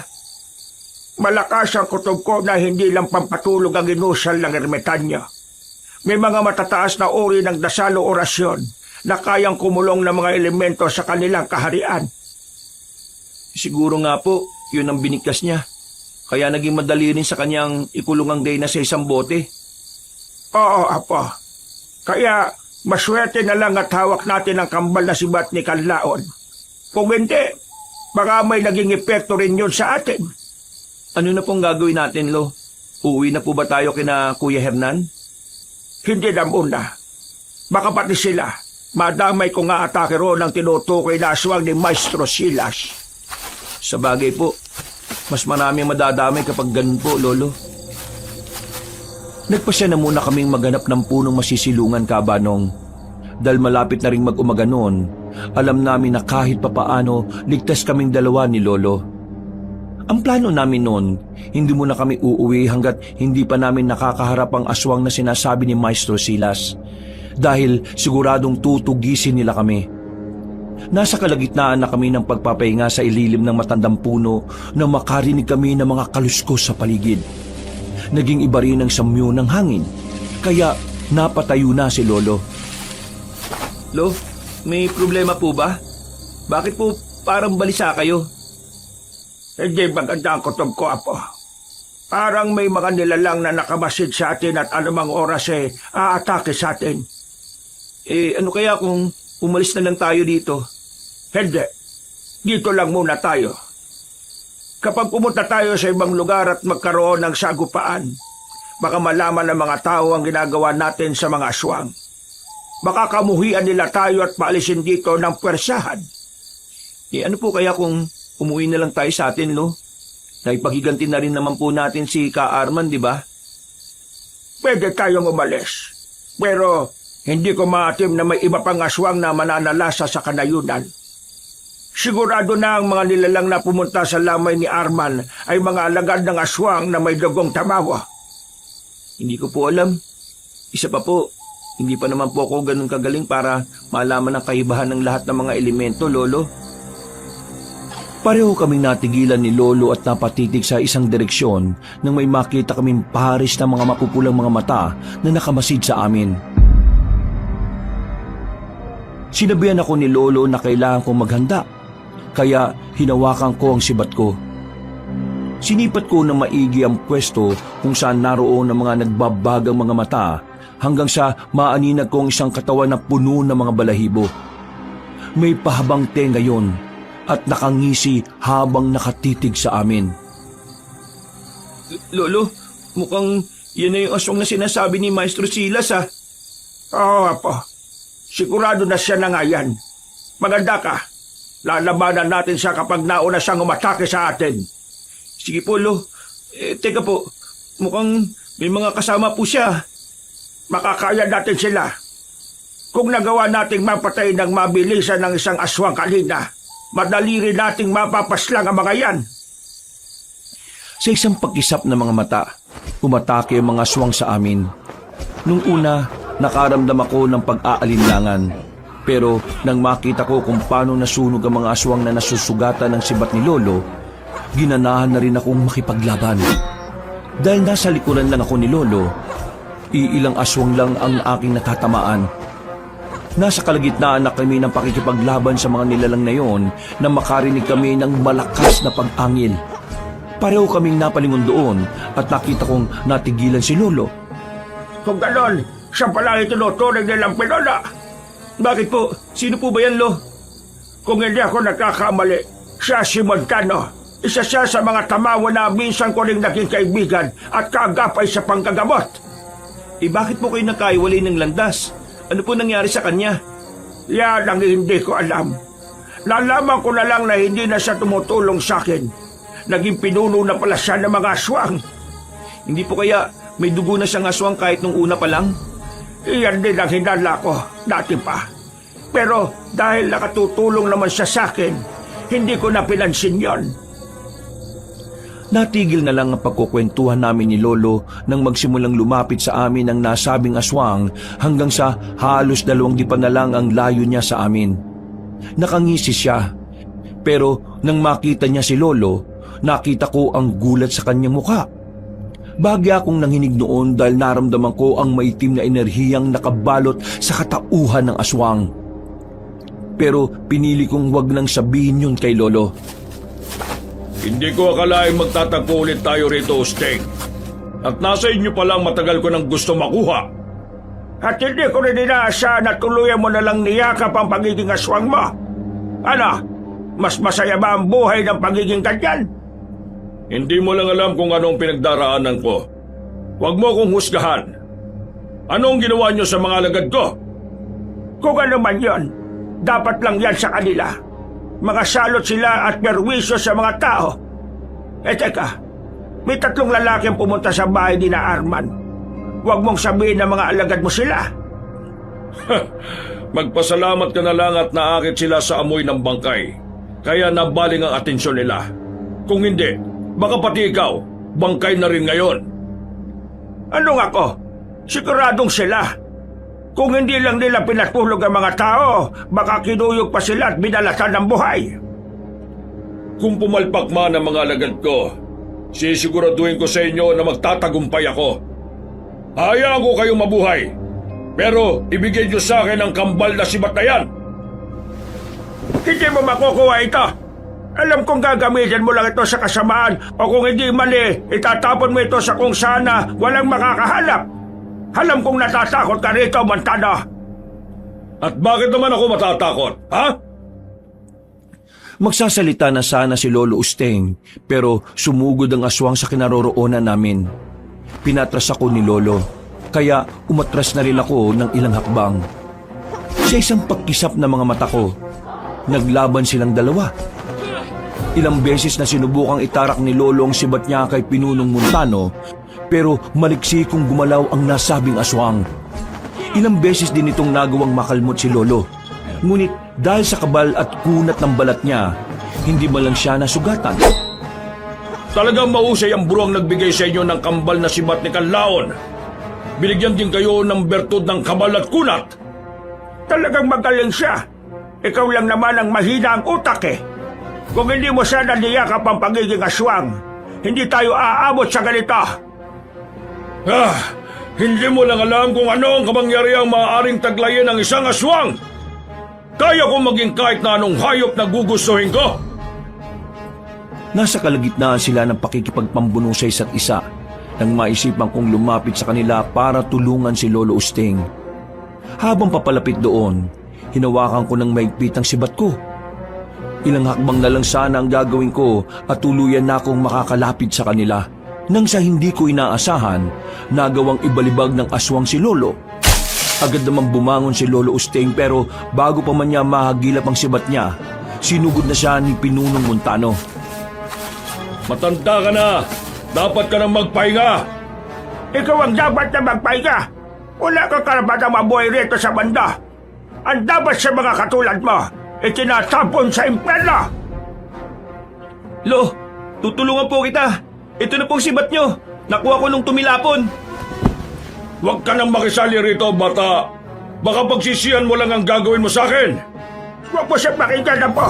Akin ang sibat ka. Ito po, Lo. Sige, itapon mo lang rito at ako nang bahalang sumalo niyan. Dahil sa sinabi ni Lolo, itinapon ko ang sibat malapit sa kanya. Nang mabitiwan ko na yon, napaangin si Pinunong Montano at bago pa man ako makapaghanda, biglang umatake sa akin ang nasabing aswang. Nabuwal ako sa lupa at agad niyang naibabawan. Ilang beses niya akong sinubukang kalmutin at sakalin pero sinikap kong magpumiglas. Dahil bata pa lang ako ng mga panahon na yon, naging madali sa akin ang ilaga ng mga ginagawa niya. Sa kabutihang palad naman, hindi ko nabitiwan ang sibat ko. Binala na kita, bata. Pero napakatigas ng ulo mo. At ano po ang gusto nyo? Pabayaan kong patayin nyo si Lolo? Hindi ko pabayagan na mangyari yon. At anong akala mo? Makakatakas kayo sa kamatayan? Hindi! Lumuyan mo ang apo ko at ako kalabanin mo. Walang hiya ka. Kahit na ilan pa kayo, hindi nanginginig ang kalamnan ko sa inyo. Anong akala ninyo? Hahayaan ko kayong maangkin ng sibat na yan? Hindi! Na mga panahong yun, sinakal ni Lolo si Pinunong Montano gamit ang sibat mula sa likuran nito. Napaungol naman ang aswang at sinikap na makawala roon. Kahit na medyo maikli ang aking kamay, sinubukan ko rin siyang sakalin kabanong. Subalit dahil hindi ako ganoong kalakas, nagawang tabigin ni Pinunong Montano ang kamay ko. Humugot din siya ng lakas niya at nagawa niyang makatayo. Akala nyo ba? Madali nyo ako matatalo? Baka nakakalimutan nyo, may dugo ko ng isang tamawo. Ha! Ikaw bata! Kanina ka pa ha? Pakawalan mo ako! Pakawalan mo! Huwag mong sakalin ang amo ko. Hayop pangaswang ka. Ang dapat sa'yo, tinutuhog ng sibat. Apo, bitiwan mong sibat mo at gagamitin ko yan. Ito po, Lo. Talagang pakialamero kang bata ka. Sige, tignan natin kung hindi mabali ang buto mo.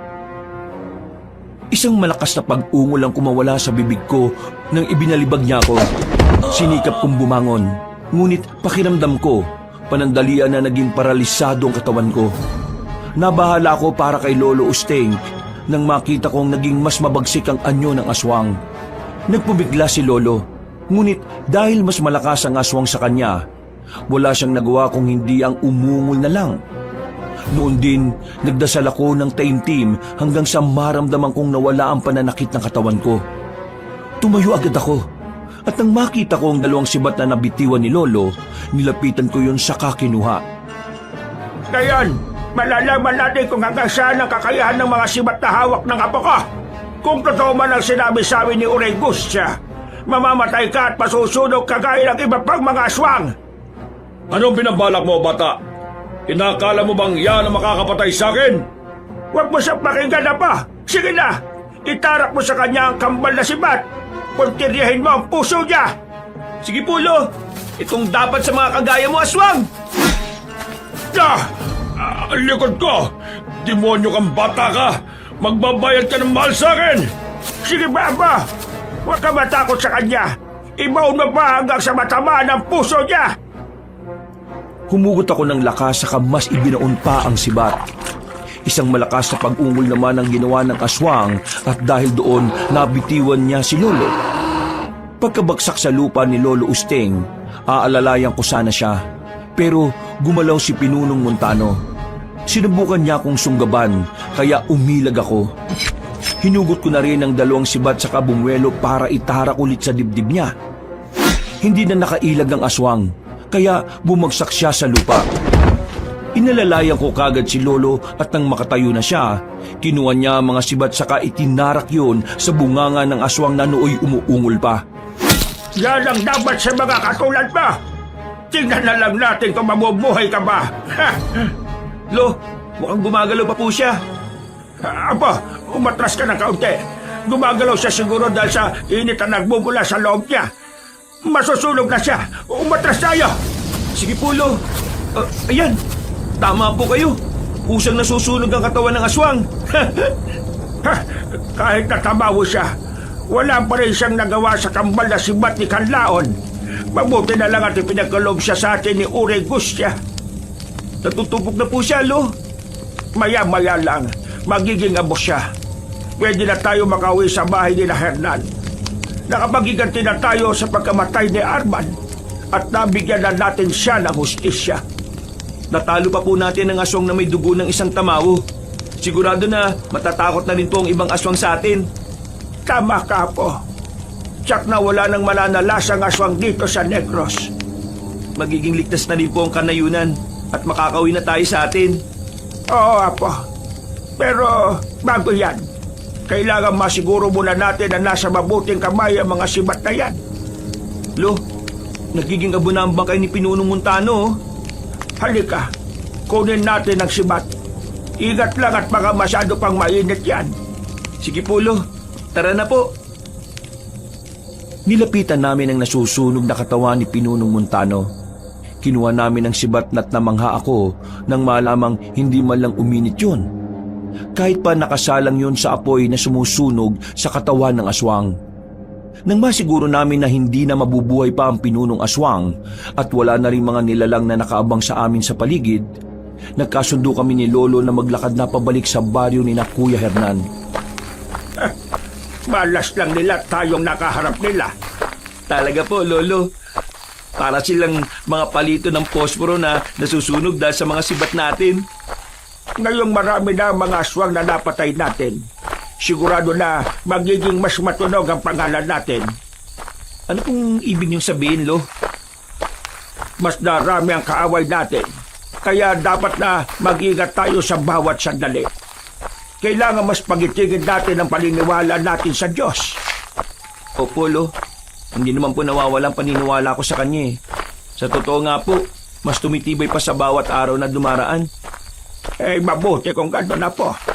Sige na, mas bilisan natin ang paglalakad para makarating agad tayo sa bahay ni na Hernan. Sige po, Lo. Nasa kalagitnaan na kami ng paglalakad nang maaninag ko ang isang babaeng may mahabang buhok. Pamilyar sa akin yon, kaya sinundan ko siya ng tingin. Habang papalayo, nang matapat siya sa liwanag ng buwan, napagtanto kong yun ang babaeng nakita kong nakatayo sa tabi ng isang puno. Kinilabit ko si Lolo, saka itinuro ang nasabing babae. Pero nang tingnan ko yon, bigla siyang nawala na parang bula. Baka guni-guni mo lang yan. Dahil sa gutom po. Sige na, pagka-uwi natin kina Hernan, kakain agad tayo. Hindi naman po ako nagugutom, Lo eh. Totoo po nakita ko. Siya po talaga yun. Ay, nako. Hayaan mo na yun at makain kantong pagala-gala lang yon. Baka mapag-interesan ka pa niya kapag nakalapit siya. Basta po, may nakita po talaga akong babae. Oo na, may nakita ka na. Pabayaan na lang natin yon. Hindi natin alam kung kaibigan natin siya o kaaway. Sige na, lakihan mo ang hakbang at bilisan ang paglalakad mo at nang makauwi kagad tayo. Pasusunod po, Lo. Hindi na namin alam kung ilang oras ang iginugol namin sa paglalakad. Minabuti kasi namin na dumaan sa mas maikling daan. Nang naroon na kami, ibinalita namin kina Kuya Hernan na nagawa na naming maipagiganti ang kanyang tatay. Maraming salamat po, Lolo Usteng. Hindi po namin alam kung paano namin kayo mababayaran. Pasensya po at hindi man lang ako nakatulong sa inyo. Walang problema yan, Hernan. Naiintindihan ko naman at kung iiwan mo rito ang kapatid mo, baka kung ano pa mangyari sa kanya. Hindi natin alam. Baka may mga aswang pang susugod dito. Yan nga rin pong inaalala namin. Mabuti na lang talaga at walang nanggambala sa amin dito. Salamat po talaga sa inyo, Lo. Muntikan pa ninyong ibuwis ang buhay ninyo. Mabigyan lang po ng hustisya ang pagkamatay ni tatay. Huwag na ninyong intindihin yan. Ang importante siya ngayon, may papalibing na natin bukas ang katawan niya. Sigurado ring magiging tahimik na ang kaluluwa niya. Oo nga po. Bukas din mismo, ipapalibing na namin siya. Para naman makapagpahinga na tayo. Kayo po, ano nang binabalak nyo sa ngayon? Gusto namin na kapag mailibing na si Arman, uuwi na kami sa amin. Pero bago po sana yun, gusto po namin na makahanap ng taong mag-iingat sa mga sibat na ibinigay sa amin. Kung ako sa inyo, Lolo Usting, dali na lang ninyong sibat na yan at kayo na lang po mag-ingat niyan. Hindi po natin alam. Baka po mapunta pa yan sa mga masasamang loob kung kami ang mag-iingat. Sa bagay, mas mabuti pa ngang sa amin na lang ang mga yon. Bahalang araw, magagamit din yon ni Benji. Hindi natin alam kung kailan ulit maghahasik ng takot ang mga aswang. Pero kung mangyari man yon, siguradong pupulbusin sila ng kambal na sibat ni Kanlaon. Basta Benji, Lolo Usteng, anumang oras na gugustuhin ninyo, pwede kayong pumunta rito ha. Bukas ang tahanan namin para sa inyo. Maraming salamat, Hernan.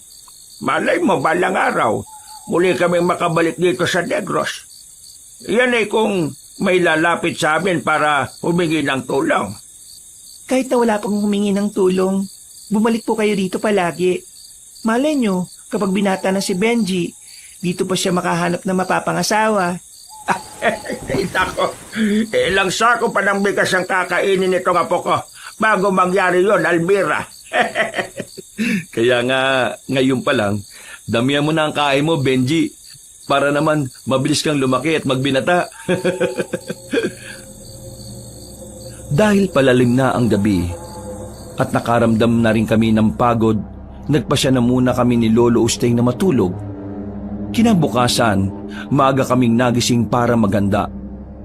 Sakto namang dumating na ang ibang tao na makikilibing, kaya umalis na kaming lahat para ihatid si Ka Arman sa kanyang huling hantungan.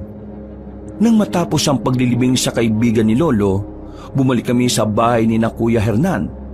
Agad din kaming nagpaalam na uuwi, nang sa ganun ay meron pa kaming masasakyan papunta sa amin.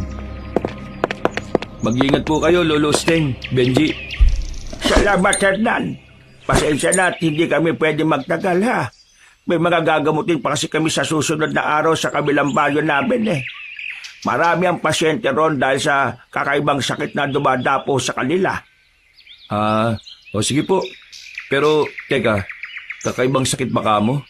Hindi po kaya gawa ng mangkukulam yan? Yan nga rin pong iniisip namin, Kuya Hernan. Kaso, masyadong delikado kung babanggain namin sila. Pero ngayon nandito na sa amin ang kambal na sibat ni Kanlaon, magiging madali para sa amin na talunin sila. Basta mag-iingat kayo palagi. Huwag niyong pababayaan ang sarili niyo. Benji, alagaan mo si Lolo ha. Samahan mo siya palagi. Opo, Ate Almira. Ako na pong bahala sa kanya. Ay, nako. Kung alam lang ninyo na kulang na lang, maging buntot ko itong batang ito. Mas mabuti nga po yun, Lo. May kagapay kayo sa lahat ng sandali. Matanda na kayo at kung tutuusin, pwede na nga kayo magpahinga sa panggagamot, eh. Masyado pang bata si Benji para iwan ko. Kailangan pa niya ng gabay. Mahirap na. Baka malis pa siya ng landas na tinatahak niya. Sa bagay po, may punto naman po kayo riyan. Hindi naman po mangyayari yun, Lo. Kayo kasi ang iniidolo ko eh. At alam kong kabutihan ang ginagawa nyo kaya ganyan din po ang ginagawa ko. Ay, nako. Ito talagang bata na ito. O siya, sige na. Magpapaalam na kami ni Benji. Babalik na lang kami rito kapag kailangan na naman ninyo kami. Anumang oras, puntahan lang ninyo kami at tutulungan namin kayo ng walang pag-aalinlangan. Maraming salamat po, Lolo Usteng, Benji. Sige po, mauna na po kami. Paalam po. Bumaba na kami sa bahay ni na Kuya Hernan. Sa kabutihang palad, meron agad kaming nasakyan. Kaya nakarating kami sa pantalan ng mas maaga. Meron din kaming nasakyang patawid sa Iloilo. Kaya nakauwi kagad kami. Dahil sa matinding pagod, nakatulog agad kami pagdating sa bahay. Kinabukasan, maghahanda na sana kami para sa gamutang gagawin namin sa kabilang baryo nang may dumating na mga tao at humihingi ng tulong sa amin. Medyo nandiri pa ako sa sitwasyon ng pasyente naming yon dahil sa ginawang pambabarang sa kanya. Noon din, sinimulan namin ni Lolo ang panggagamot sa may sakit. Base sa tawas, binarang siya dahil sa inggit sa lupa. Ginamitan siya ng mga balang. Kaya mas mabilis ang pagkalat ng itlog noon sa katawan. Nakikita ko rin ang itsura ng mambabarang dito. Sobrang haba ng buhok niya. Ano pong dapat gawin natin, Lo? Mukhang delikadong sitwasyon niya eh. 2 bagay lang ang naiisip ko.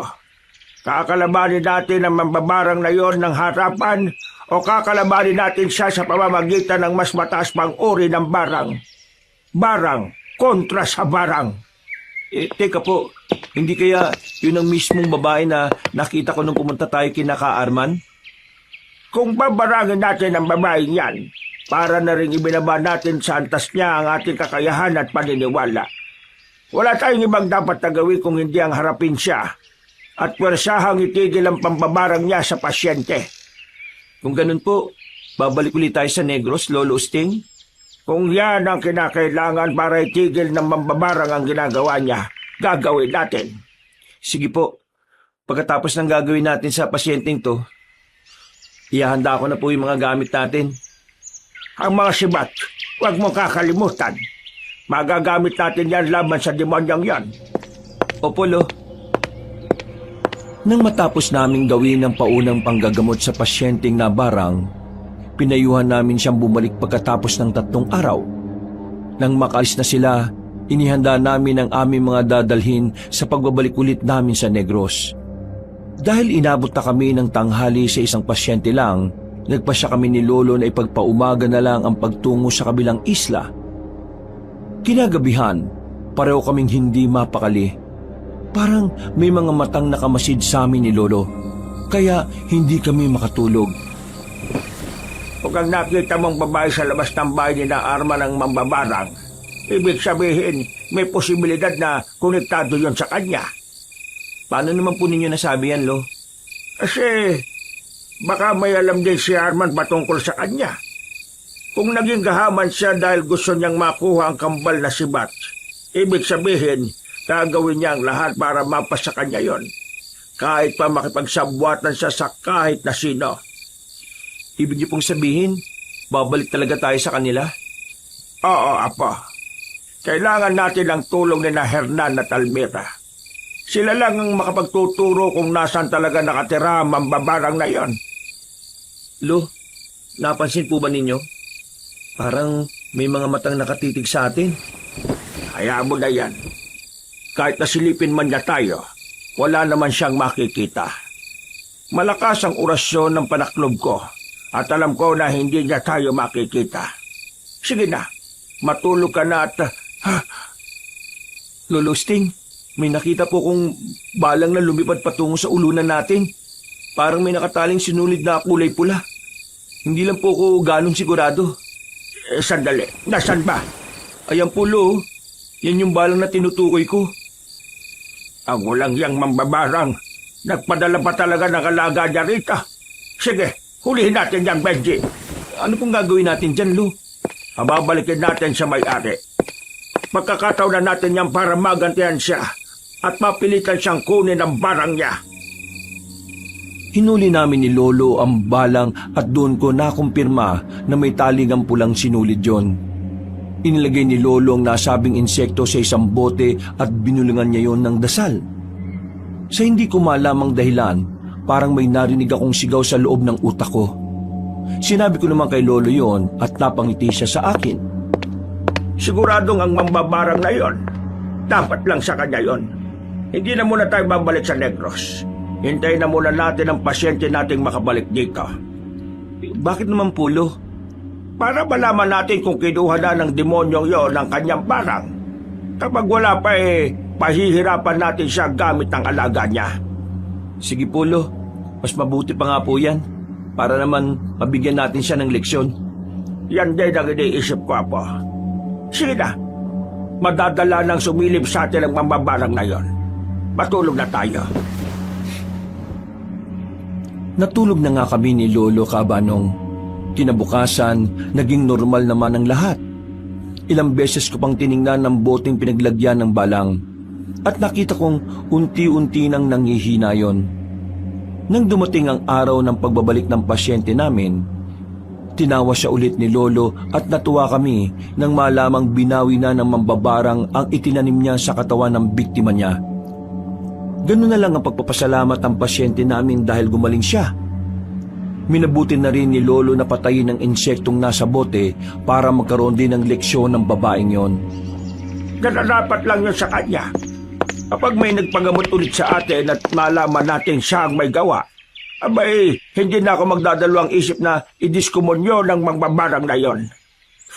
Tingnan natin kung sino ang mariribueltahan dahil sa kasamaan niya. Malamang po, Lo. Takot na yun sa atin. Sigurado na hindi na siya mambibiktima ng mga taong malapit dito sa atin. Mukhang kilala niya po tayo eh. Oo, Apo. Sigurado yan. Ay, nako. Kung hindi aswang ang kalaban natin, mambabarang o mangkukulam, kailan pa kaya mauubos sa mga ganyang nilalang dito? Hindi ko rin po alam, Lo eh. Kung hindi tayo kikilos, sigurado na wala rin mangyayari. Gusto kong igugol lang natin tirang buhay ko sa pagtugis sa mga masasamang nilalang na yan. Gagamitin ko ang sibat ni Kanlaon. Tutulungan ko po kayo, Lo. Hindi ko po kayo pwedeng pabayaan. Kaya ko na rin naman po eh. Masyadong delikado ang gagawin ko, Benji. Mas mabuting ituon mo na lang ang pansin mo sa panggagamot. Marami ang mga taong nangangailangan ng tulong dito sa atin. Pero mas kailangan niyo po ako eh. Ayaw ko po na mapahama kayo, Lolo. Kung mapapahama kayo, mas mabuti nang sabay po tayo. O siya, sige na. Pero hindi sa ngayon. Sasama ka lang sa akin kapag tumungtong ka na ng edad na 18. Pero, Lo, wala nang pero-pero. Lolo mo ko. At dapat sinusunod mo ang sinasabi ko. Sige po, Lo. Kung yan ang gusto ninyo, yun po ang susundin ko. Mabuti naman at nakakaintindihan tayong dalawa. Magmula noon, madalas na umalis si Lolo Usteng para tugisin ang mga masasamang elemento. Sa hindi ko malamang rason, nagkaroon ako ng kakaibang pangitain patungkol kay Lolo. Dahil dito, pinipilit ko siya para payagan niya akong sumama sa kanya. At sa kabutihang palad, pumayag naman siya. Kinabukasan, muli kaming bumalik sa Negros. Dahil may mga balibalitang may nananalasang aswang sa kanayunan. Bakit? Ano bang pangitay nakikita mo at parang natataranta ka po? Nakita ko po kayong pinagtutulungan ng mga aswang. Hindi ko po papayagan ng mga yun na magawang kayo ng masama. Pero baka ikaw naman ang mapano. Kaya nga sana hindi kita papayagang sumama sa akin. Bahala na po. Ang importante, kasama na ninyo ko. Mas kampante ako ngayon, Lo. Ay, sige, doon na muna tayo tutuloy kina Hernan. Kapag sasapit ang gabi, aalis tayo at manunugis. Bilog ang buwan ngayon, kaya mas madali natin silang makikita. Sige po. Nakahanda na rin naman po ang mga sibat natin, Lolo. Tingnan na lang natin kung hindi pa mauubos ang mga aswang na yan.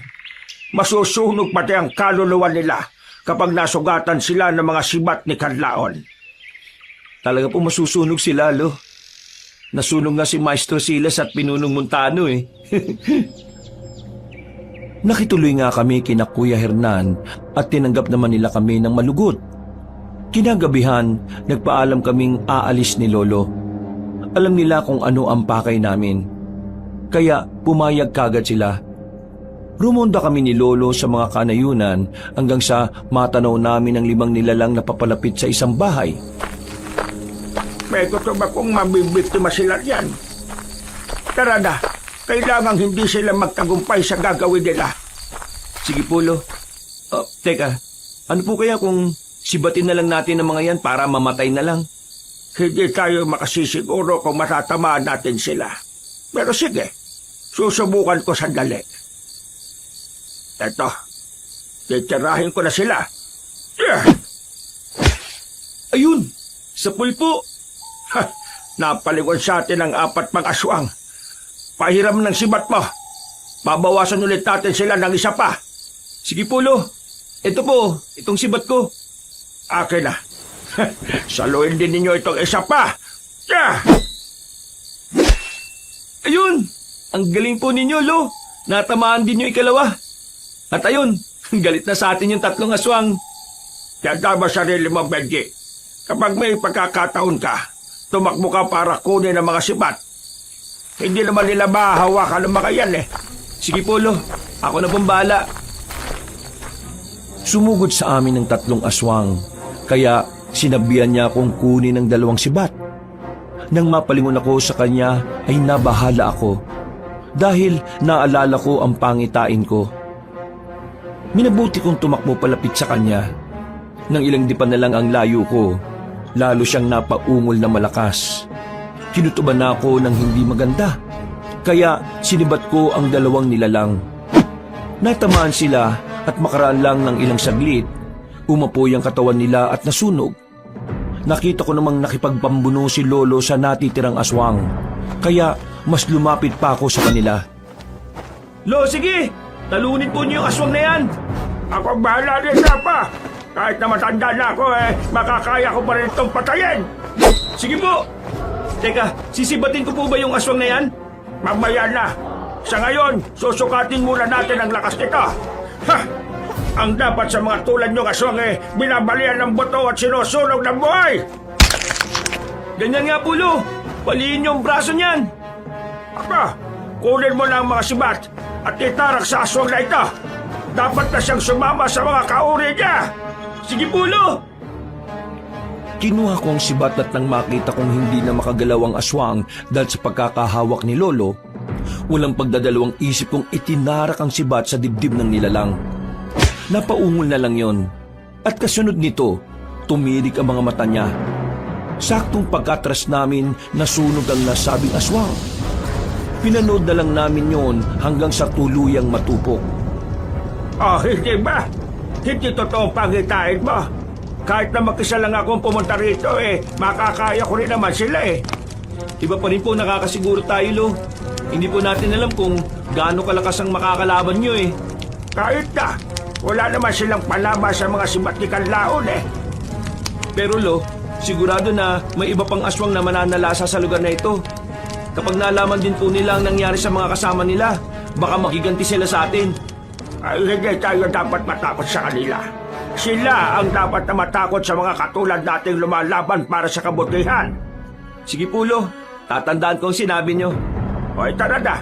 Magpatuloy tayo sa paglaronda. Hindi po ba tayo uuwi kina Kuya Hernan, Lo? Mamaya na.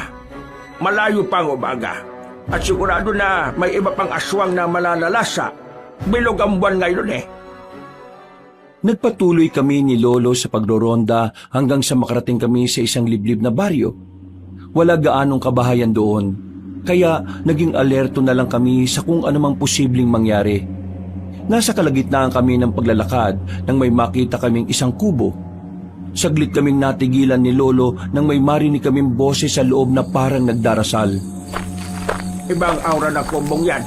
Sigurado ko na alagad ng dilim ang nakatira dyan, apo. Ramdam ko nga rin po. Ano po kaya kung lapitan ko't alamin? Huwag, delikado. Sigurado ako na may mga harang dyan. At kung papasukin man natin, mahirapan tayong lumabas. Eh ano pong dapat natin gawin, Lo? Sandali, uusan ako ng orasyon pambalisa. Kapag may ginawa siyang masama dyan sa loob ng bahay niya, hindi siya mapapakali hanggat hindi siya makakalabas. Kapag ganon, makikilala natin siya at malalaman kung ano ang ginagawa niya. Eh, teka po, Lo. Tingnan niyo yung mga bulaklak sa tapat ng kubo niya, oh. May mga nakasabit na bote. Sigurado na mga insekto laman yan. Kung hindi ako nakakamali, mababarang ang nakatira dyan. Ayan na siya, Lo. Mukhang papalabas na siya. Hindi. Siya yung babaeng may mahabang buhok na nakita ko dati. Hindi ako maaaring magkamali. Kung ganon, siya ang nakalaban natin dati sa kumbate. Huli ka na ngayon, mambabarang. Lalabas na sana kami ni Lolo ng mga sandaling yon. Pero pareho kaming natigilan at napako ang titig sa babaeng may mahabang buhok. Nandilat ang mga mata ko nang makitang buhaghag ang kanyang buhok. Nagbaga rin ang mga mata niya. Kaya pareho kaming nagkaroon ng kutob ni Lolo na hindi lang siya mambabarang, kung hindi isa rin siyang aswang. Kaya pala hindi man lang nagkaroon ng malubhang epekto sa kanya ang ginawa ko sa alaga niya. Lo, nakatitig siya sa direksyon natin. Baka po nalaman na niya ang presensya niya. Magtago ka lang dito, Apa. Lalabas ako at haharapin ko ang aswang na yan. Kung hindi ako nagkakamali, isa siyang amabarang. Aswang na ang kinakasangkapan ay ang mahabang buhok sa pambibiktima. Ito po yung sibat ko. Gamitin na rin po ninyo, Lo.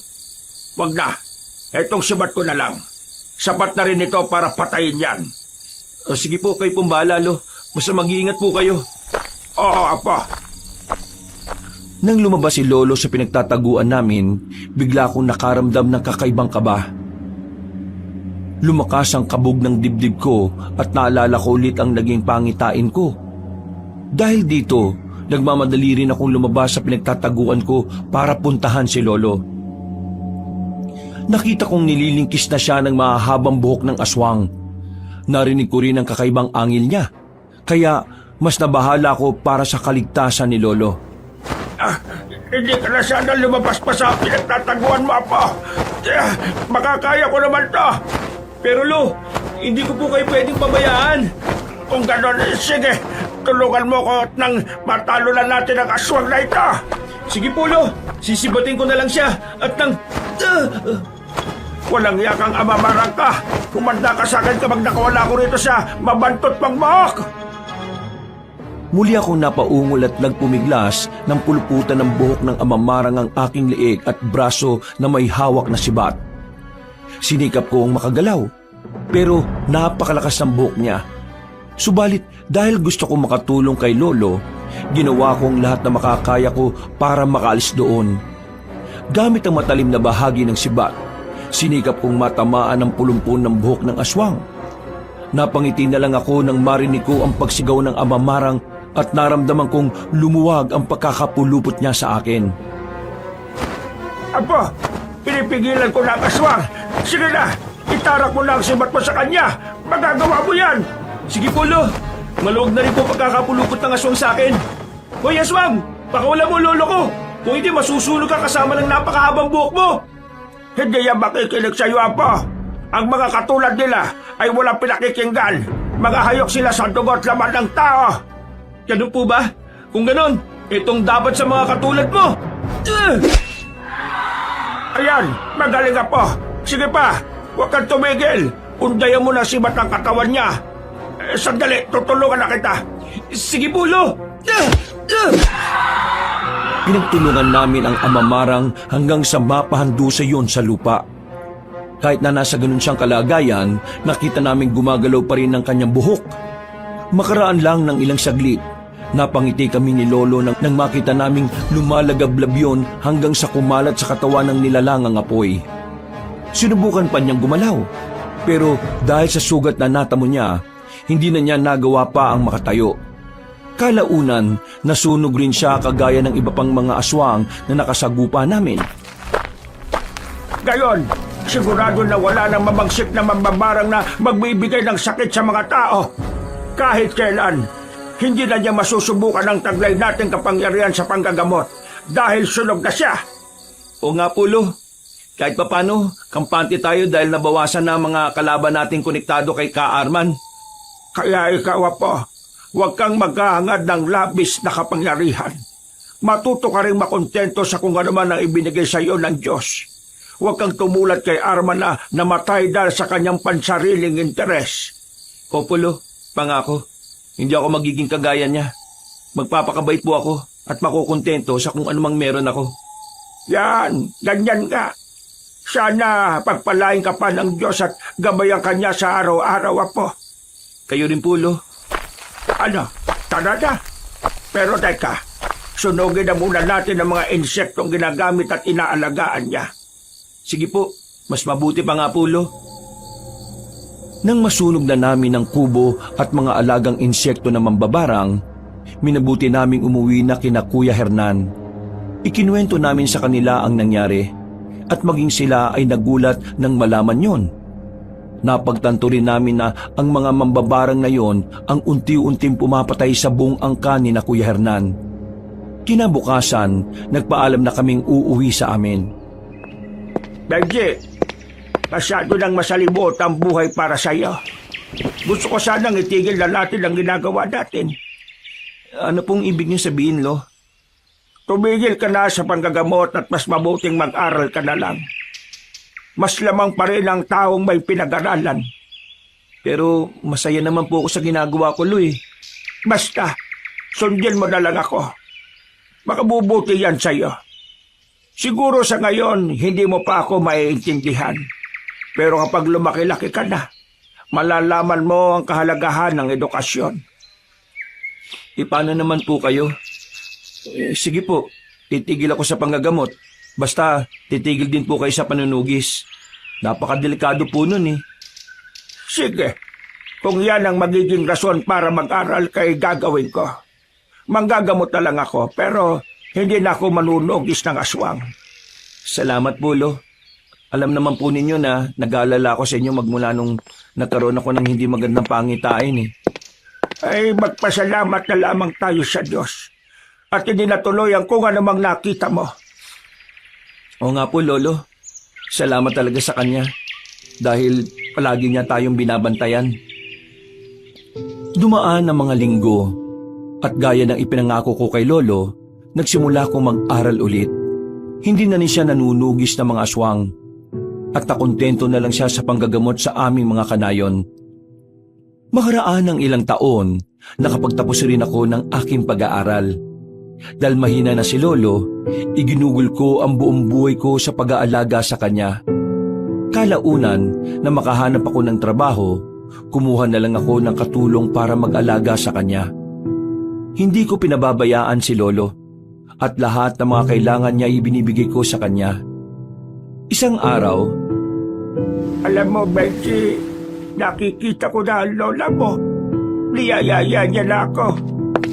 Diyos ko, Lo, huwag ka po magsalita ng ganyan. Huwag mo na lang pong pansinin ng mga nakikita mo. Teka, kung niyayaya ka niya, ano naman pong sabi niya sa inyo? Sabi niya, sasayaw raw kami. Ano bang sayaw yon? Teka, nakalimutan ko na.